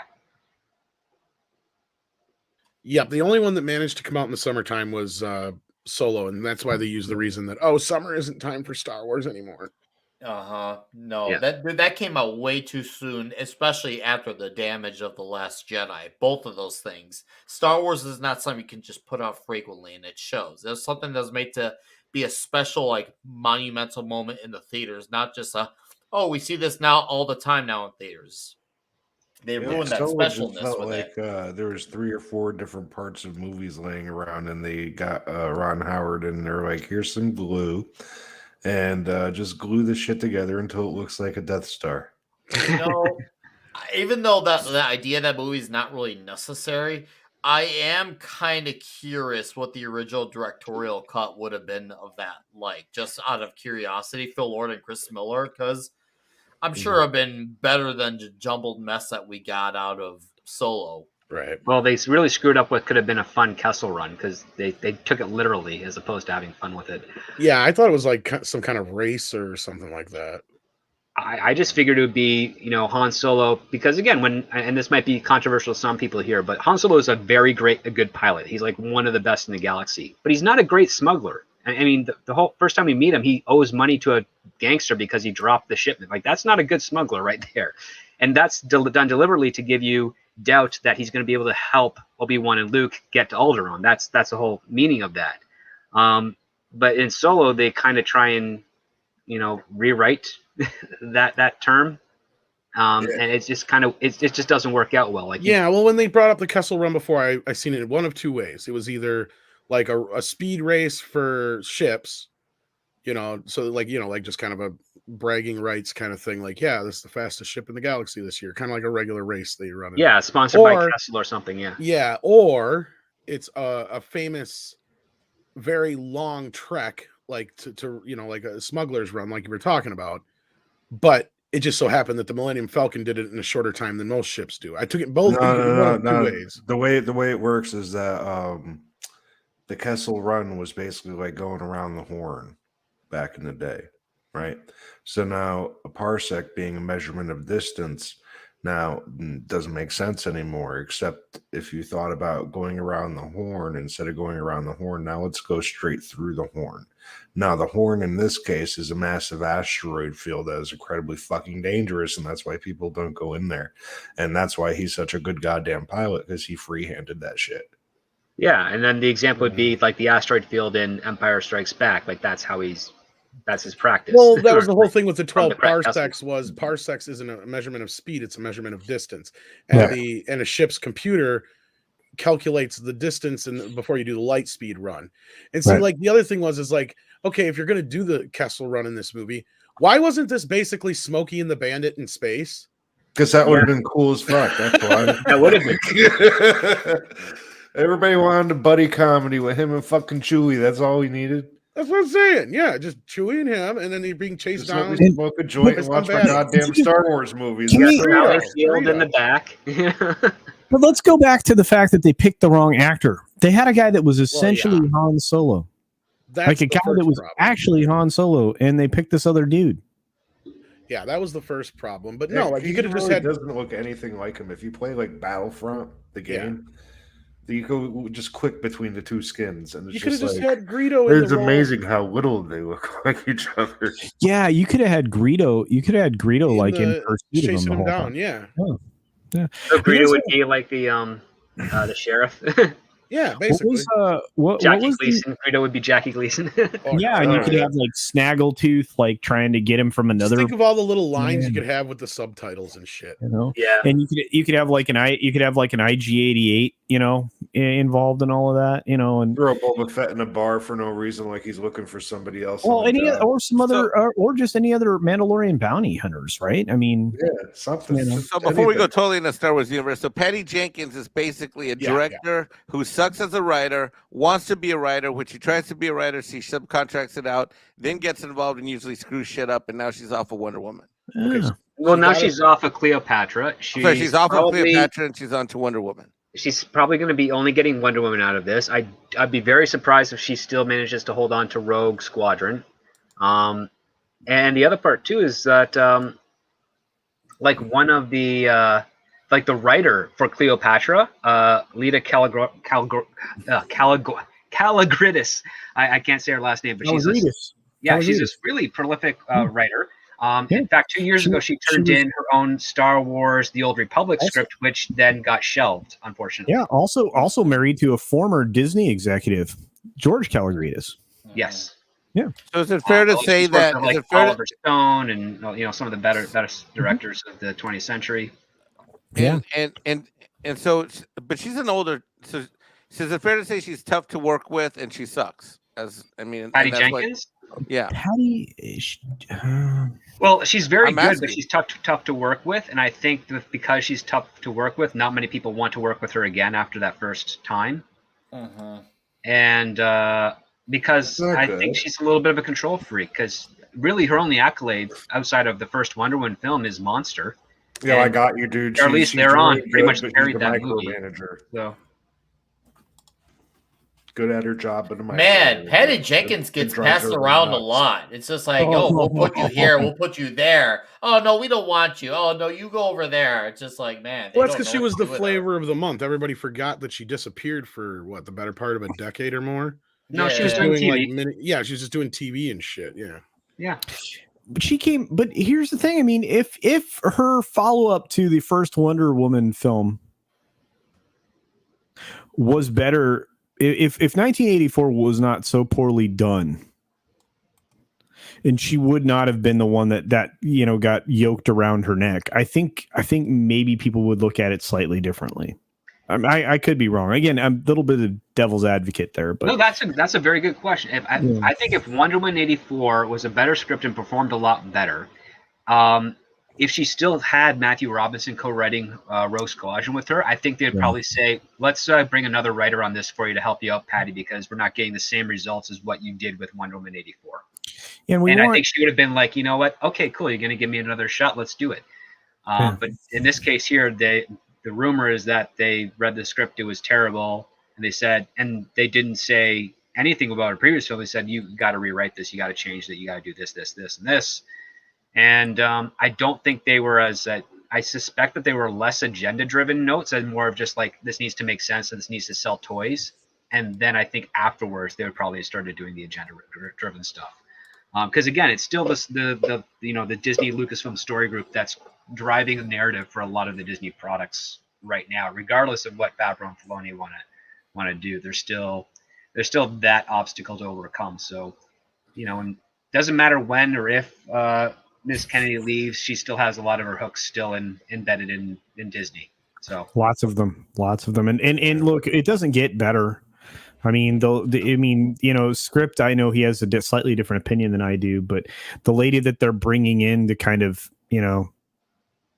futz around is not exactly better, at least not on the Marvel side of things. are you talking about the new head of the board? Yeah. That's tricky though, because she's all about money, but at the same time, no, man, she's not. Always, is that really consistent? I don't know. She just I'm not going to get into it. There's more to learn about her, but there's definitely a reason for doubts. It just might just be, Who did you want on the board? Let me ask you, Culture. You want to debate this? Let's go. Who did you want on the board to replace instead? Me.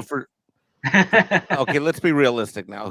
Tell me, when you look at the 12 members of the board, who do you want to like instead of saying this option sucks, tell me which option's better, because there is no better option on the board than this. She has the tenure, she's longevity, she's deep pockets money, she's institutional, and I mean she's mostly on commerce, Exactly. She's focused. She's customer driven and she's investment driven. Who do you want? You want one of these other woke CEO idiots from one of these other companies?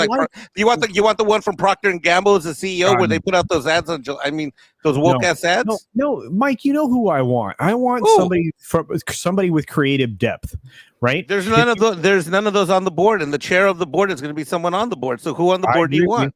Well, okay, then what? You and I don't have the. Okay, so this is the problem that I have right now. As a normal investor, as myself, Jesse, many others, right? We don't have the finances to be an effective, voice. Thank you to put a slate up that's going to survive, right? Because honestly, it comes down to the entire slate of the board. It's not just the board, not just the chairman. You know that. We get to listen in. We don't get to say anything. The slate that's in, right, that's a different discussion, though. Okay. So of the available choices, Mike, sure. Except that she has the creativity of Chapek, who is maybe less so, maybe even less creativity. But you know what? I don't want. I don't want someone to come on board that's got woke creativity and it's going to endorse and push this shit forward Hold on, Mike. You just said woke and creativity in the same sentence. Those are diametrically opposed. Yeah, words. they are. Well, it's kind of like talking about that creativity very doesn't mean that Christmas special.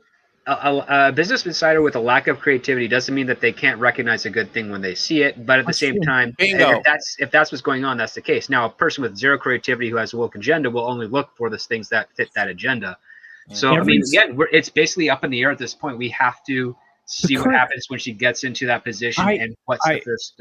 I agree, but I agree, but But you're worried about the repercussions afterwards. The entire slate was put in place by institutional investors who were heavily in favor of ESG and all the other woke bullshit that goes along with it. Yeah, it's free money from the government. Right. Which, guess what? Once enough states get involved with the shutting down the ESG thing, some of these federal ideas, these bills that are being put together right now, might have a chance of defeating that crap. Because again, I mean, that's not the way capitalism operates in a free market economy. It just doesn't. This is not the place to have that discussion. But unless you want to get into corporate governance and da.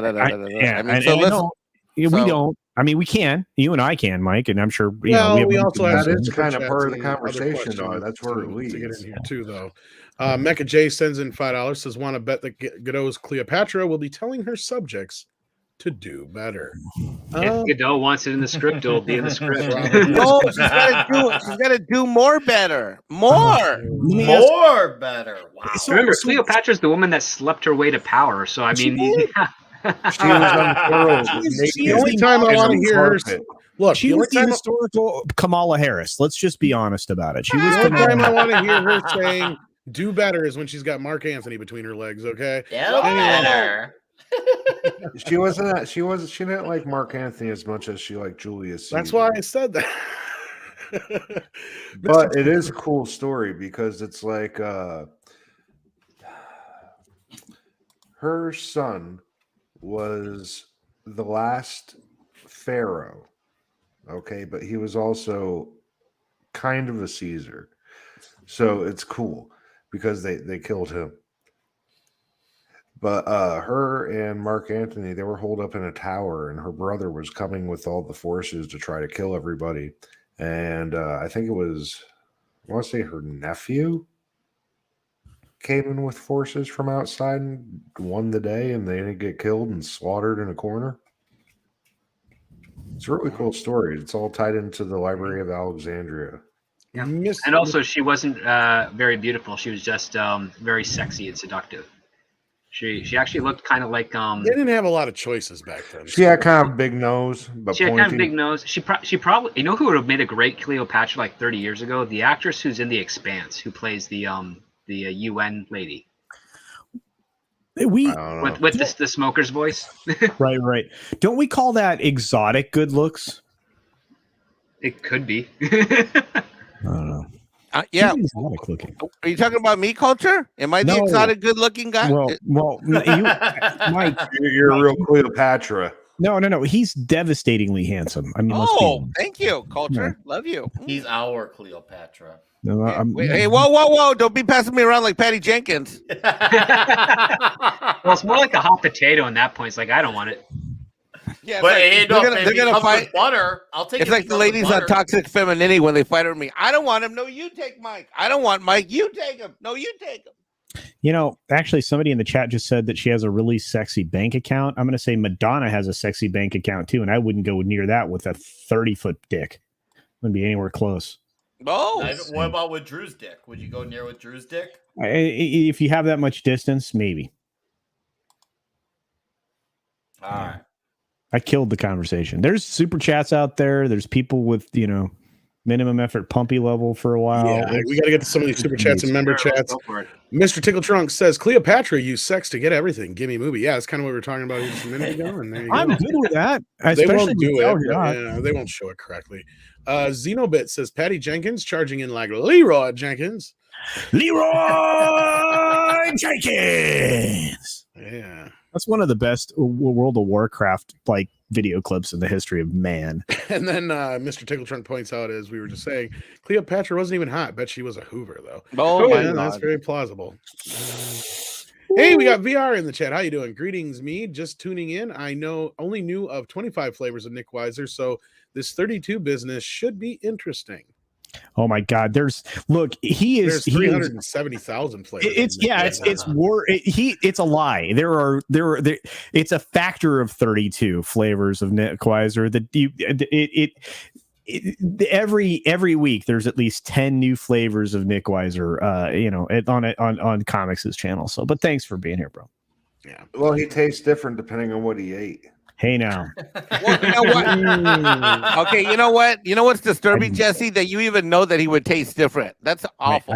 I'm so. Well, that means I taste like a rock star right now. So. Yeah. Gross. You taste like metal. So I taste like one of those rock stars. The tiger. Mr. Tickle Trunk says, Crypt, stop saying things literally like seconds after I super chat them. LOL, you so and so. All right, we're just in simpatico mode right now, Mr. Tickle. You guys are Canadian, eh? What's super funny about that? Yeah, they're Isn't both that super true? All Canadian. Canadians know each other and they think alike. Yeah, well, it is obviously. I mean, they're a hive mind in the socialist country. I'm a racist, so I got to live up to Canada. it. I know it's not a race, but I'm just saying, it's like xenophobic, whatever. It falls in line. Yeah, but look. No, what's funny is you guys are at least 12 to 20 seconds behind us in YouTube land. So the fact that you guys are so simpatical is magical. At least in some cases, I bet most people are more than that. 30 like it's between 15 and 35, up to a minute. You'd be surprised how often you shit legs and you don't realize it. All right, let's get to some of the. We got Willie Woodward sending in member chat. Says. Script, who do you have to sleep with to get writer representation, and do you have their number? I have me. Yeah, I never had to sleep with anyone for representation. Just write a great script, get it out there, submit it to some legit contests, share it with people, and they will find. Basically, representation will find you as opposed to you searching out for representation. But if they want to sleep with you, you should probably sleep with them, right? No. If you don't want to be in the news later, yeah, maybe. Well, show me your script. Oh, I am And I'll show you chlamydia. mine. Lots and lots of chlamydia. Chlamydia, the tattooed lady. I mean, again, representation works for you, so it's usually best for them to search you out.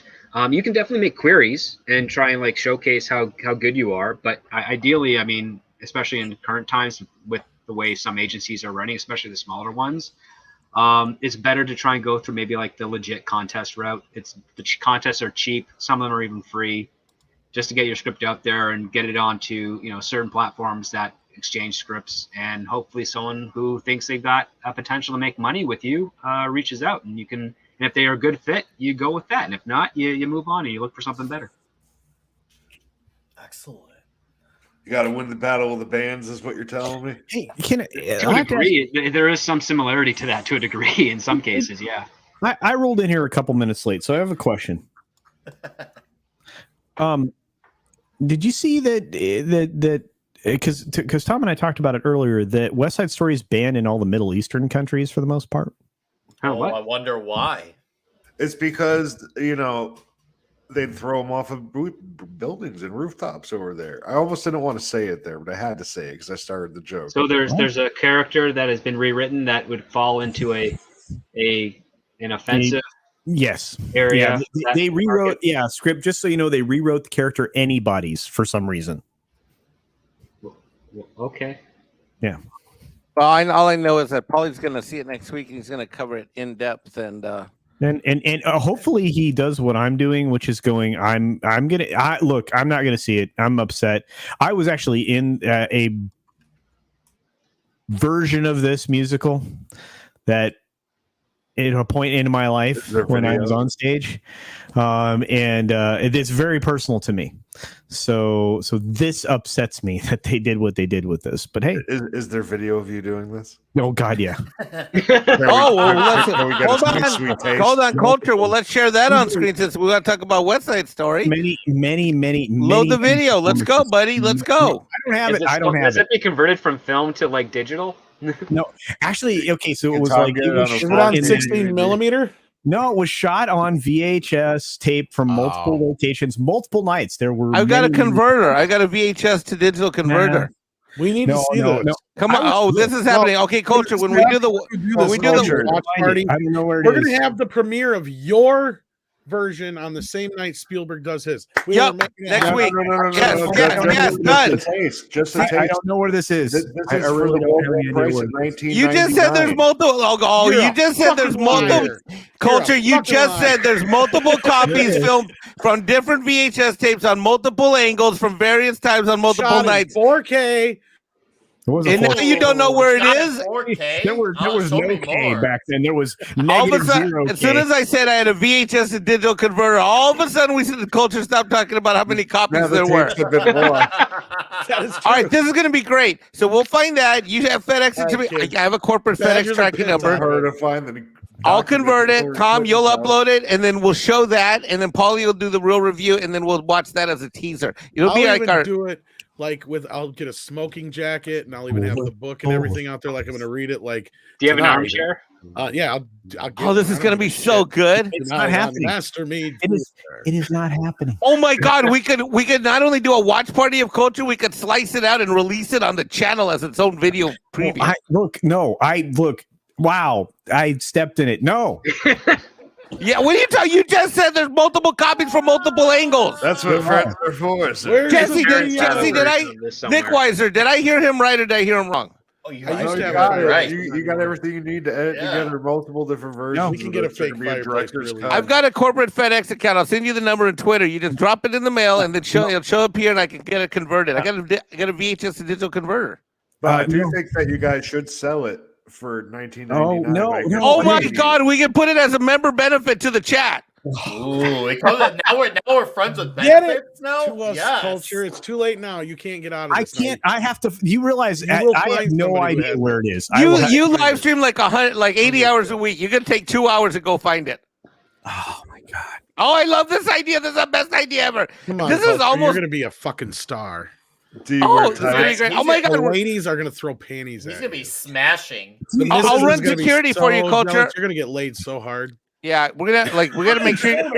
I have no worries in that department. The boss I is don't in care. the I'm just room. trying to bribe you. How Come much on. singing do you do? A lot. I was Riff.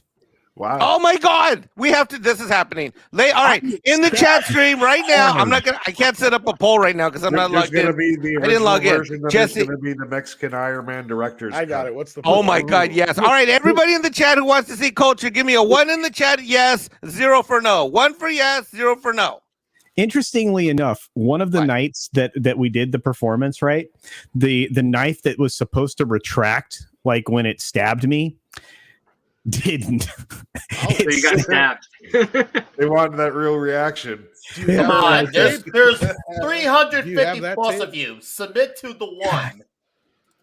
Do you have that No. tape? Oh, wanna I see see the that votes tape. going. The votes All right, are Culture, going. do us a God, we favor got and just ones give like us a a motherfucker up in here. Just give us a yes. give us a Yeah, it's couple basically lines. running Culture. away with it. I will ask. Wait, I'm going to have to go crawl into my mom and say, Ma, Fine. do you still have some of these tapes? Yes, she does. She's a mother. One of your parents would totally have it. My mom just sent me a picture of the I gotta go I find. don't My even know mom how just this is found. possible. She We only just found a picture of me when I was like 6 years old, and I was riding my first pet goat. I don't even know how this is possible. We only have 357 people in the chat, but already 566 people have voted yes.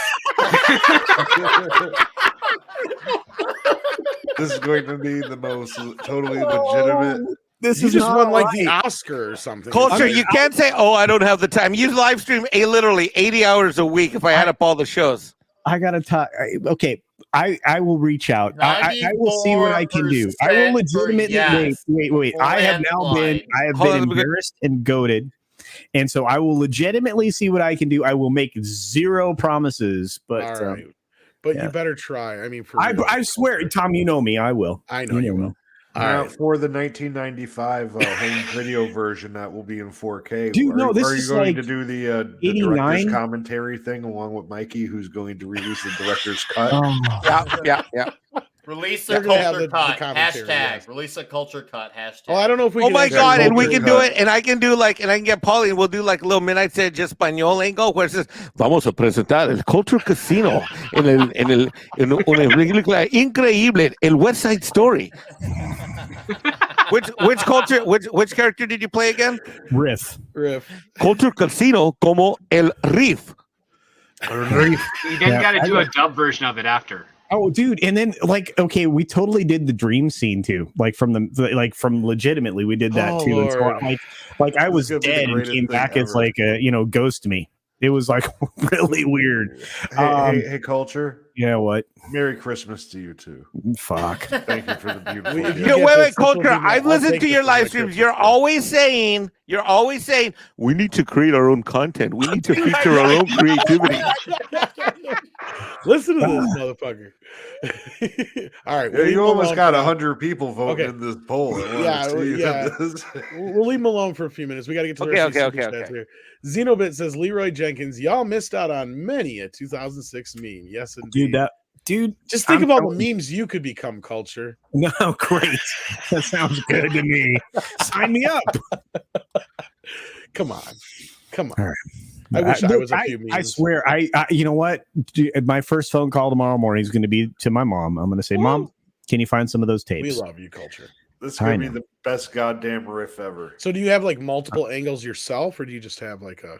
Oh, no. Okay, so, I mean, it was an enormous production, and it was done... So it's like a finalized production version you have. Yeah, there's one of those too. I'm going to have to reach out to a lot of people to get that, but no, it's worth it. It might be. I mean, again, it's one of the reasons why I had to make be decisions in my life. But no. Well, I was willing to re-edit this thing and put it together if I had to, but why can't I keep my mouth shut? What the? Because you can't, Culture. You just if can't. someone offered you to be in a play right now, would you take it? Would you think it'd be depends on the play? I had legitimate Broadway. You know what? I'm going to stop talking. Okay, well, six brought up that I too was in a lot of, well, not a lot of productions. I was in a few. I don't know if there's any videotapes in existence because I never had any, but I do have an audio recording of one of the shows I was in. I might be able to dig it out and transfer it to digital one of these days. I'll see what I can do. It's just a song, so I started performing on stage when I was 10. Yeah. Anyway, Hillis That takes Mallory balls. says, thank you for that, Hillis Mallory, the $5 super chat. Script, how much influence did Patty Cake Jenkins have on Wonder Woman 84 script with the actual writer, or do you know? He kind of brought this up earlier, but Yeah, it would basically be an assignment gig. So Patty Jenkins would say, these are the story beats, or these are the types of scenes I want to do. And then like a good writer would try to make those scenes great. But Dave Callahan, not being that, he just did exactly like the bare minimum effort just to get from point A to point B. And we saw most of that in Wonder Woman 84. And I also believe even Pedro Pascal had some of his own input with some scenes that he managed to get worked in there, because he felt the role he was playing was kind of mechanical as opposed to humanistic. So there's that. There's a lot of fingers in the development of Wonder Woman 84. But yeah, it's. I think they need to take out some of those fingers. They're a bit busy in that pie. Well, come on, everybody wants to put their fingers in Wonder Woman. And it shows. How did I know we were going Exactly. before too long? Exactly. I knew we were going to get there. I knew it was a matter of time. Need a little foreplay on that one. Mr. Tickle Trunk sends in another Canadian $2. Thank you so much. Says, what's Culture's address? I have mail to send. Oh no. What do you got? God. What do you got for him, Mr. Tickle Trunk? Do you have a video? I'm actually I was going to put together a a post office box, but I got a PO box. Send it to me. I'll get it to Culture. I got a PO box too, and I didn't know you had one. Now I can send you check script. Nope. Money orders. Yes, Are you kidding? You send me a check, the mailman's gonna steal it. True. God damn it! I'll send you a money order though. No, it's all right. Hillis Mallory says, "Culture Casino, we all love you 3000." Thank you. See, you're getting all the loves. I know. Look, only 6% of the people don't want to see you. Oh yeah, I was one of those 6%. You fucking prick. You know what Culture did? Culture logged into his iPhone, iPad, Android, desktop. He's all 6%. Yeah, he's all 6 votes. That's probably true. We got some member chats. Oh, yes, God. we do. Let's grab some of those real quick here while we got a second. Let's see. We had one from Willie. We got another. Do we have 2 from Willie? Or no, it's just we got it in here twice. Okay. Yeah, sorry. So we already got that one That was from my Willie. And then let's see here. I had one that I put in here from an individual who sent us a message, but a question. Let's see. Tommy Malverson, if I'm saying it right. No. Maliverson.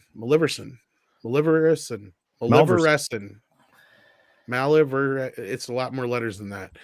Why do trailers often show scenes that end up appearing in the movie or show? Why do many shows and movies get announced to happen only to never end up happening? Okay, this was actually directed more at script, but let's answer the first part first. The reason why trailers often have scenes that are not in the movie is because the trailers are put together well before the film is finalized, and sometimes those scenes get axed later on, and trailer companies just get usually script, like a collection of scenes to put together, or how do they do it anymore? I know that's how it used to be, but I don't even know how it is anymore. They would get a preliminary cut. So a majority of production would be completed. You'd have to send them out a copy of the script, or at least a copy of the synopsis that was approved by the studio head, to the editing suite, and they would take the footage that they have, watch it, and then try and line it up with the synopsis so that they create a good narrative to present the trailer. And that was what they did in the 90s. I don't know what they did in the 80s, but when you take a look at some of the 80s trailers, they're kind of just, these are the shots we have, and we have a narrator. I think that's what it was. They just kind of sent them because even up until they started getting in a world type trailers, a lot of the early 80s and 70s trailers, 9 times out of 10 were just simple, a bunch of fucking scenes slapped together. A lot of with techno. The Teenage Mutant Ninja Turtles trailer has a bunch of scenes in that trailer that are not in the film. Not in the film. I wish they were for though, that, man. That movie took longer forever. Yeah. Sorry, never mind.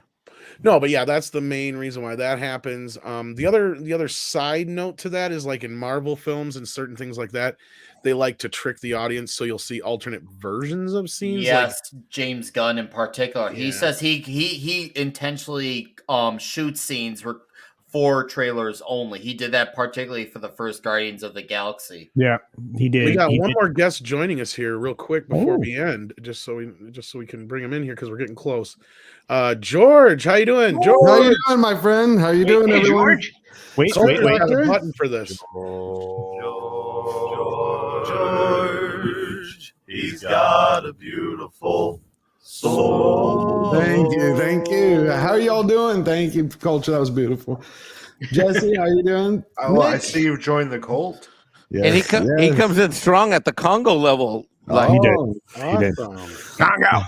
All right, Mexican Iron Man. How you doing, my brother? What's up, Tom? George, my brother? How is Yeah. Hey, George, can I ask you a question before we get started? Yes, What has sir. the transition been like from being a great supporter to channels, still being a great supporter to channels, to now having your own channel? It's exciting. It's living my dream. Actually, it's something I've wanted to do for years, but because of y'all, I found the inspiration to do it. After And you're Vegas, killing I it, was- man. Your videos thank are you. killing it. Thank Do you. Your Brilliant. scripts are fantastic, and Brilliant. I mean, do you even have scripts? They seem so natural. They're awesome.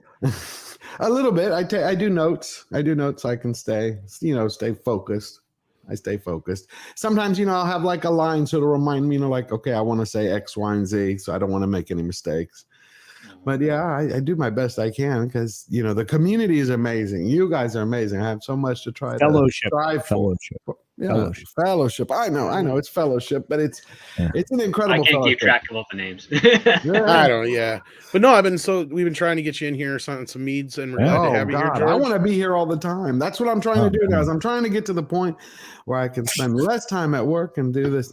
Tom, I love you. I want to spend as much time as possible. I love the fellowship. I love everybody. Oh, I should have known you were more than he loves me. I'll tell you right now. No, I do, because you know what? I love listening. I love listening to Script Doctor. Ever since I started listening to him, especially, and his knowledge, I didn't realize. I mean, I always knew films were complicated. I acted when I was younger, but it was primarily theater. But I never got, backstage a lot to see it. And then when I started listening to the different things he's saying, I'm like, holy shit, it is much harder. I mean, you knew that, but when you hear so much of the detail and what goes into the process, I'm just amazed. Like, I just finished doing the review for Hawkeye for the first 2 episodes and then the 3rd and the 4th. And like, I have a bone to pick with Marvel, but I didn't hate it. It wasn't the greatest thing, but I really liked Haley Steinfeld. Yeah, I really liked it. I haven't hated so far. Yeah. I liked Haley Steinfeld's performance, but I think she was let down by some of the choices. Like, she did great. I think if she had had, in my amateur view, I think if she would have had like a better script, better choices, like they're beating the shit out of her in this one point, right? And I'm like, this is a 110-pound girl. We've seen that she's human. She's not superpowered, at least so far. Right. Except she doesn't wince. She doesn't boo. She doesn't nothing. But then he's changing her bandage and she's like, ow. I'm like, that doesn't work for me logically. It's like, okay, 6'4" Russian guy's beating the hell out of you. And you take it like a champ. But the Bobo hurts. Yeah. It doesn't flow for me, and it breaks the believability factor. There was some inconsistencies. That's when the guy who wrote the script, the guy who does the fight choreography.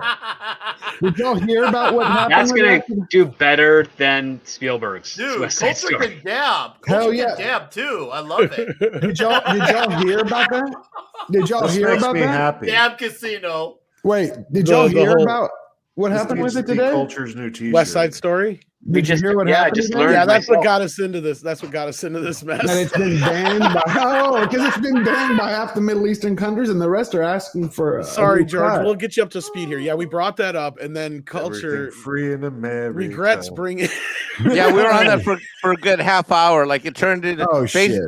Yeah. We already hit that topic for about a half hour. I can't look at this. Sorry. I'll fucking laugh. That's hilarious. I bet you that actually would sell more than Spielberg's crap. Well, the whole thing, you missed the discussion that, unbeknownst to everyone, I'd like to say that, George, I led the charge here, that I was able to discover and get more data that Culture indeed was a West Side Story hero of his generation. Yeah, and Just love the look yeah, at and- Culture's face.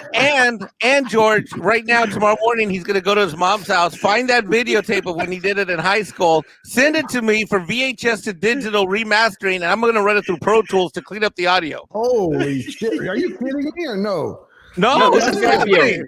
This is a solid production, and we'll drop it the same day that Spielberg's West Side Story, and we'll see, and we'll be able to aggregate the numbers. Which does God, we'll ask Paulie from Latino Slant to compare and contrast who was We need better. a poster just like this, Doug. If you're listening, which you clearly are.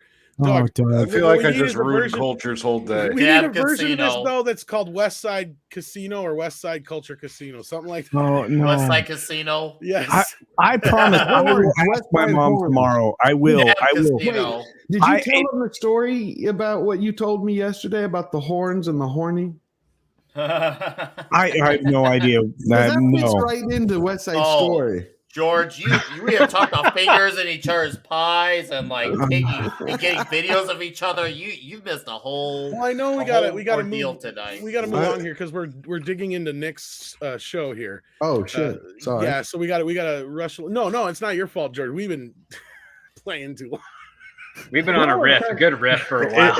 I'm pretty sure it's okay because it can't start without him. That's true, but I don't want to make him too late. So, Mr. Tickle Trunk is saying he's gonna mail you balls, CC. So you better do it. Look, I will talk to mom tomorrow morning.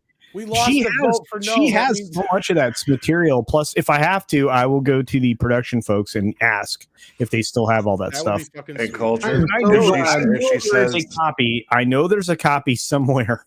I do. I will. God. I should just shut up. I don't even. Culture. If she says I'm there's gonna more call you videos, tell her to send them all. I'm just happy that none of the videos that I ever did, the production company closed when I was 18. I used to do these Christian films when I was in high school. Yeah. They were utterly dreadful because I came from the theater. Were they pure cringe? Well, they were because I came from the theater. So I kept over projecting. And it looked like I was like a bad Kirk. It was like, hello. How are you all doing today? Yeah. A stage performance in front of film doesn't work the same. It doesn't work. No, film captures a lot. So Yeah, too much. Looks like George joined, as was pointed out before. Thank you for that, George. We appreciate it. Absolutely. And we got Peter Spigelski as well, and we got a few others we want to shout out here real quick in the back. Who do we got here as well, Mike? Rob Altus said this is a member test. We got that one. Deranged Lunatic. Did you get Jack of all casuals? Jack of all casuals. We did now. And Minimum effort puppy. Okay, we'll do a minimum effort puppy. You don't have to twist my arm for that. Oh, wow. Where did you find that? Oh, I just found it. The best part is the little guy behind him. And then I'll throw in a lazy puppy while we're at it. Yeah, I sent that dog. pictures today to Tom of dogs jumping into water. We're working on getting a So cat, I happy. guess. I think Gotta Swim is going to send us in a maximum effort kitty. We're also going to have a maximum effort kitty. Wait, a cat in effort. I tell you what, when we do what do you call it? Where we sing karaoke. When we do karaoke next time, I will do a thing from West Side Story. So And then we promise. Sure, why not? Awesome. And we forgot to answer the rest of Tommy's question. And Sorry, Tommy. Script can add off of this if he wants to, or just agree with it. The reason why many shows and movies get announced and to happen and don't end up happening is look. My favorite saying is it takes a million things to go right for a production to happen. It takes one thing to go wrong for it to get derailed. Exactly. So that's kind of the easiest way to explain it is you can have all of your ducks in a row and one fucking thing goes wrong and the entire thing falls apart. Great example is George Miller's Justice League or Superman Lives. These movies were literally days away from shooting when something fell apart. And shit happens like that all the time. Sometimes a deal falls through. Sometimes you sadly have an actor pass away, or somebody in the production leaves or gets fired. You have, like with the Patty Jenkins thing, you get a new head of a studio. What happened? Yeah, you get a new head of a studio. Somebody gets shot. Ooh. There's that. I mean, no, seriously. Like I have had so many awesome opportunities that I've just fallen through no fault of really anybody. It's just circumstances. Like sometimes you'll have all the financing ready to go, and then all of a sudden a disaster happens on another set, and they need to pull money from something else to meet their deadline for the other one, and so you lose a project. But the thing is that if, unlike with what we're seeing now with Patty Jenkins, if you're a good sport about it and if you don't hold any blame and if you publicly say, oh man, Like everything was so great to go. We were all excited for it, but unfortunately things just didn't work out. But man, if there's another opportunity, you'd be the first one to jump on board to try and support it.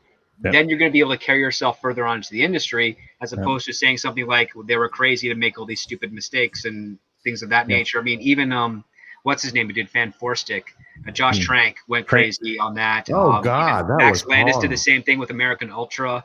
Yeah. Like again, you don't. There's a more polite way, because again, everybody is elevating it up high and down on the totem pole of Hollywood. So it's better to try and be nice to everybody, and it doesn't matter even if you like them or not, because they might be your boss later. They might be an employee you need to in order to get something done. Yeah, Nick's got to head out because we're going to head over there real soon, or at least myself and Jesse, I know for sure. And I'll be in the chat. I'll be in the chat. Whoever else is on the panel. Who else is going to be on the panel with us, Nick, before you quickly go? We got That 70s Rock Fan. We got, of course, Jesse, you, Mad Mardigan. That's going to be a shit show. Marky with a C, Simple. It's going to be an absolute shit show tonight. All right. Guys, hey, Mad Mardigan. Awesome. Everybody go check it out. Mad Mardigan is the best intern ever. He is. He's the best intern I have ever had for and my his favorite movie is Hurt Locker. Don't forget that. Yes, it is. Make sure I thought it was Top Gun. Always Hurt ask. Locker. All right, guys. Thank you, Tom, for letting me See you in on. a few minutes, buddy. Thanks, Nick. Later, Nick. Hey guys, when you go over to the chat, make sure you ask Mad Mardigan why his favorite film is Hurt Locker. Yes. Yeah, he loves those questions. He likes to talk about that all day. He's a Kathleen Bigelow fan. We're going to head out with this real quick. Did everybody here watch the new Matrix trailer, the brand new one that just dropped? Yep. Yeah, I made friends. Oh, yeah. I didn't. Okay, so for those of us who watched it, I watched it. I'm just like, yeah, whatever. I don't really give a shit. Culture, what'd you think? It's woke to the woke times 10. Wow. Yeah, I noticed that too. Jesse, did you watch it? Yes, sir. What'd you think? Trinity. Trinity. Wow. Trinity. Trinity. Wow. It's about saving Trinity, I think. Trinity. 6 times in that fucking trailer, at least they said Trinity. And I don't like Trinity. I thought she was just going to die in the first fucking movie. Right? She did. God. She was dead and Yeah, she did die. She's dead a couple Right? times. It's a fucking- God damn it. Oh, wait. Okay, script, what'd you think? Why? Pretty Like, much. I mean, listen, it's the one question that you always get when you pitch a movie. Why does this story need to be told, and why now? And, Is it that bad? Is it that bad? It I looks don't know if it's that bad. bad. I just don't see. I want to be shown something that makes me go, I realize why they're telling us this story, and they haven't put that in the trailer yet, for me at least. Okay. Yeah. But What about you, Other Mike? people like it because it looks sorry. like it's. Gonna be cool. I love Matrix Yeah, 1. Look, I even like Matrix 2 and 3, not as much as the first, but I even like those films. God knows. And I've been looking forward for this for a long time. And oh man, I can't. Well, you'll be the one who'll be the most honest, then I suppose. I guess. Oh yeah, I just. And then we after got that second trailer. This is gonna suck. I can feel it. Yeah, and then we got a member chat here. It looks like from E. Clay Thomason. Thank you so much. Who's been a member for 5 months at the maximum. I can't talk tonight. Okay, Scott I Middleton. swear I'm not a bored corgi. Okay. And Peter Smigelski upgraded to maximum effort puppy. Okay, well I'm gonna do a maximum effort puppy for both of them then. Okay. Let's see here. Thanks, Where's Peter. Where's our cutie? Here he is. There's one. Oh, Hi, Clay Thompson. Go. Go. What kind of dog is he? Go. All right. Oh, come on, buddy. You can do it. While he's doing that, here's what E. What Clay had to kind of say. dog is that? He says, I'm off to start MEAD Radio. It will be 25% better or worse. Well, hopefully you enjoy the show, but I'm going to head over to Nick's stream here with Jesse so we can go talk some Die Hard with a Vengeance. So hopefully we see you guys there. I want to thank George for hopping in here at the last moment. Check out his channel. Check out Culture's channel. Check out Mike's channel. Check out Script's channel. Check out Jesse's channel. Check out Culture's channel. And, of course, head on over to Nick Weiser's channel and check it out while we talk some stuff. I want to thank everybody for joining us tonight. And, yeah, I love you all. You're right. It is weird. It's weird. Weird? What's weird? He put a member chat. It's weird. Oh, it was. Oh, he needs a weird. Okay, I got a weird. Why are you saying it like that, Brian? You'll see. That's how he spelt it. That's how he spelled it, but there's a reason for it. Weird, buddy. You're weird. How do you put a T after a D? He did it. I don't know how he did it, but he did it. And that's The my man's favorite way of talented. saying that now. So I'm going to say that always. Weird, You're buddy. weird. You're weird. Weird. I love that one too. Weird. All right, I kids. think that's from musical theater. Would you stop with that? My God, I'm gonna go. Hard D's, hard T's. Which character did you play? Look, we're gonna need like talent Riff. contest. Anything your mom Really? has, tell her, send it over. Was that Mohawk culture or No, I actually had to cut my hair normal for that. I'm not going to talk about it right now. What? How old were you? 5, 8. Were you the tree riff or no? I think he was 19. I want to know if he has a beard in this video. All right, dude. I was driving my bitchin' Camaro. Ooh, I got a mullet. You had a woman in the Camaro, or you were driving a woman in Camaro? Sure, always. I don't believe you. It's a Camaro. What do you think? That car was pimped out. I was talking about the woman. Was it pink? No, it was white. I had a white Berlinetta, man. The thing, I knew you would I go all installed a white. massive I knew custom you stereo racist. in that. You went all white. I knew it. Oh, dude, I mounted know, big. I You know knew it. it. I fucking knew it.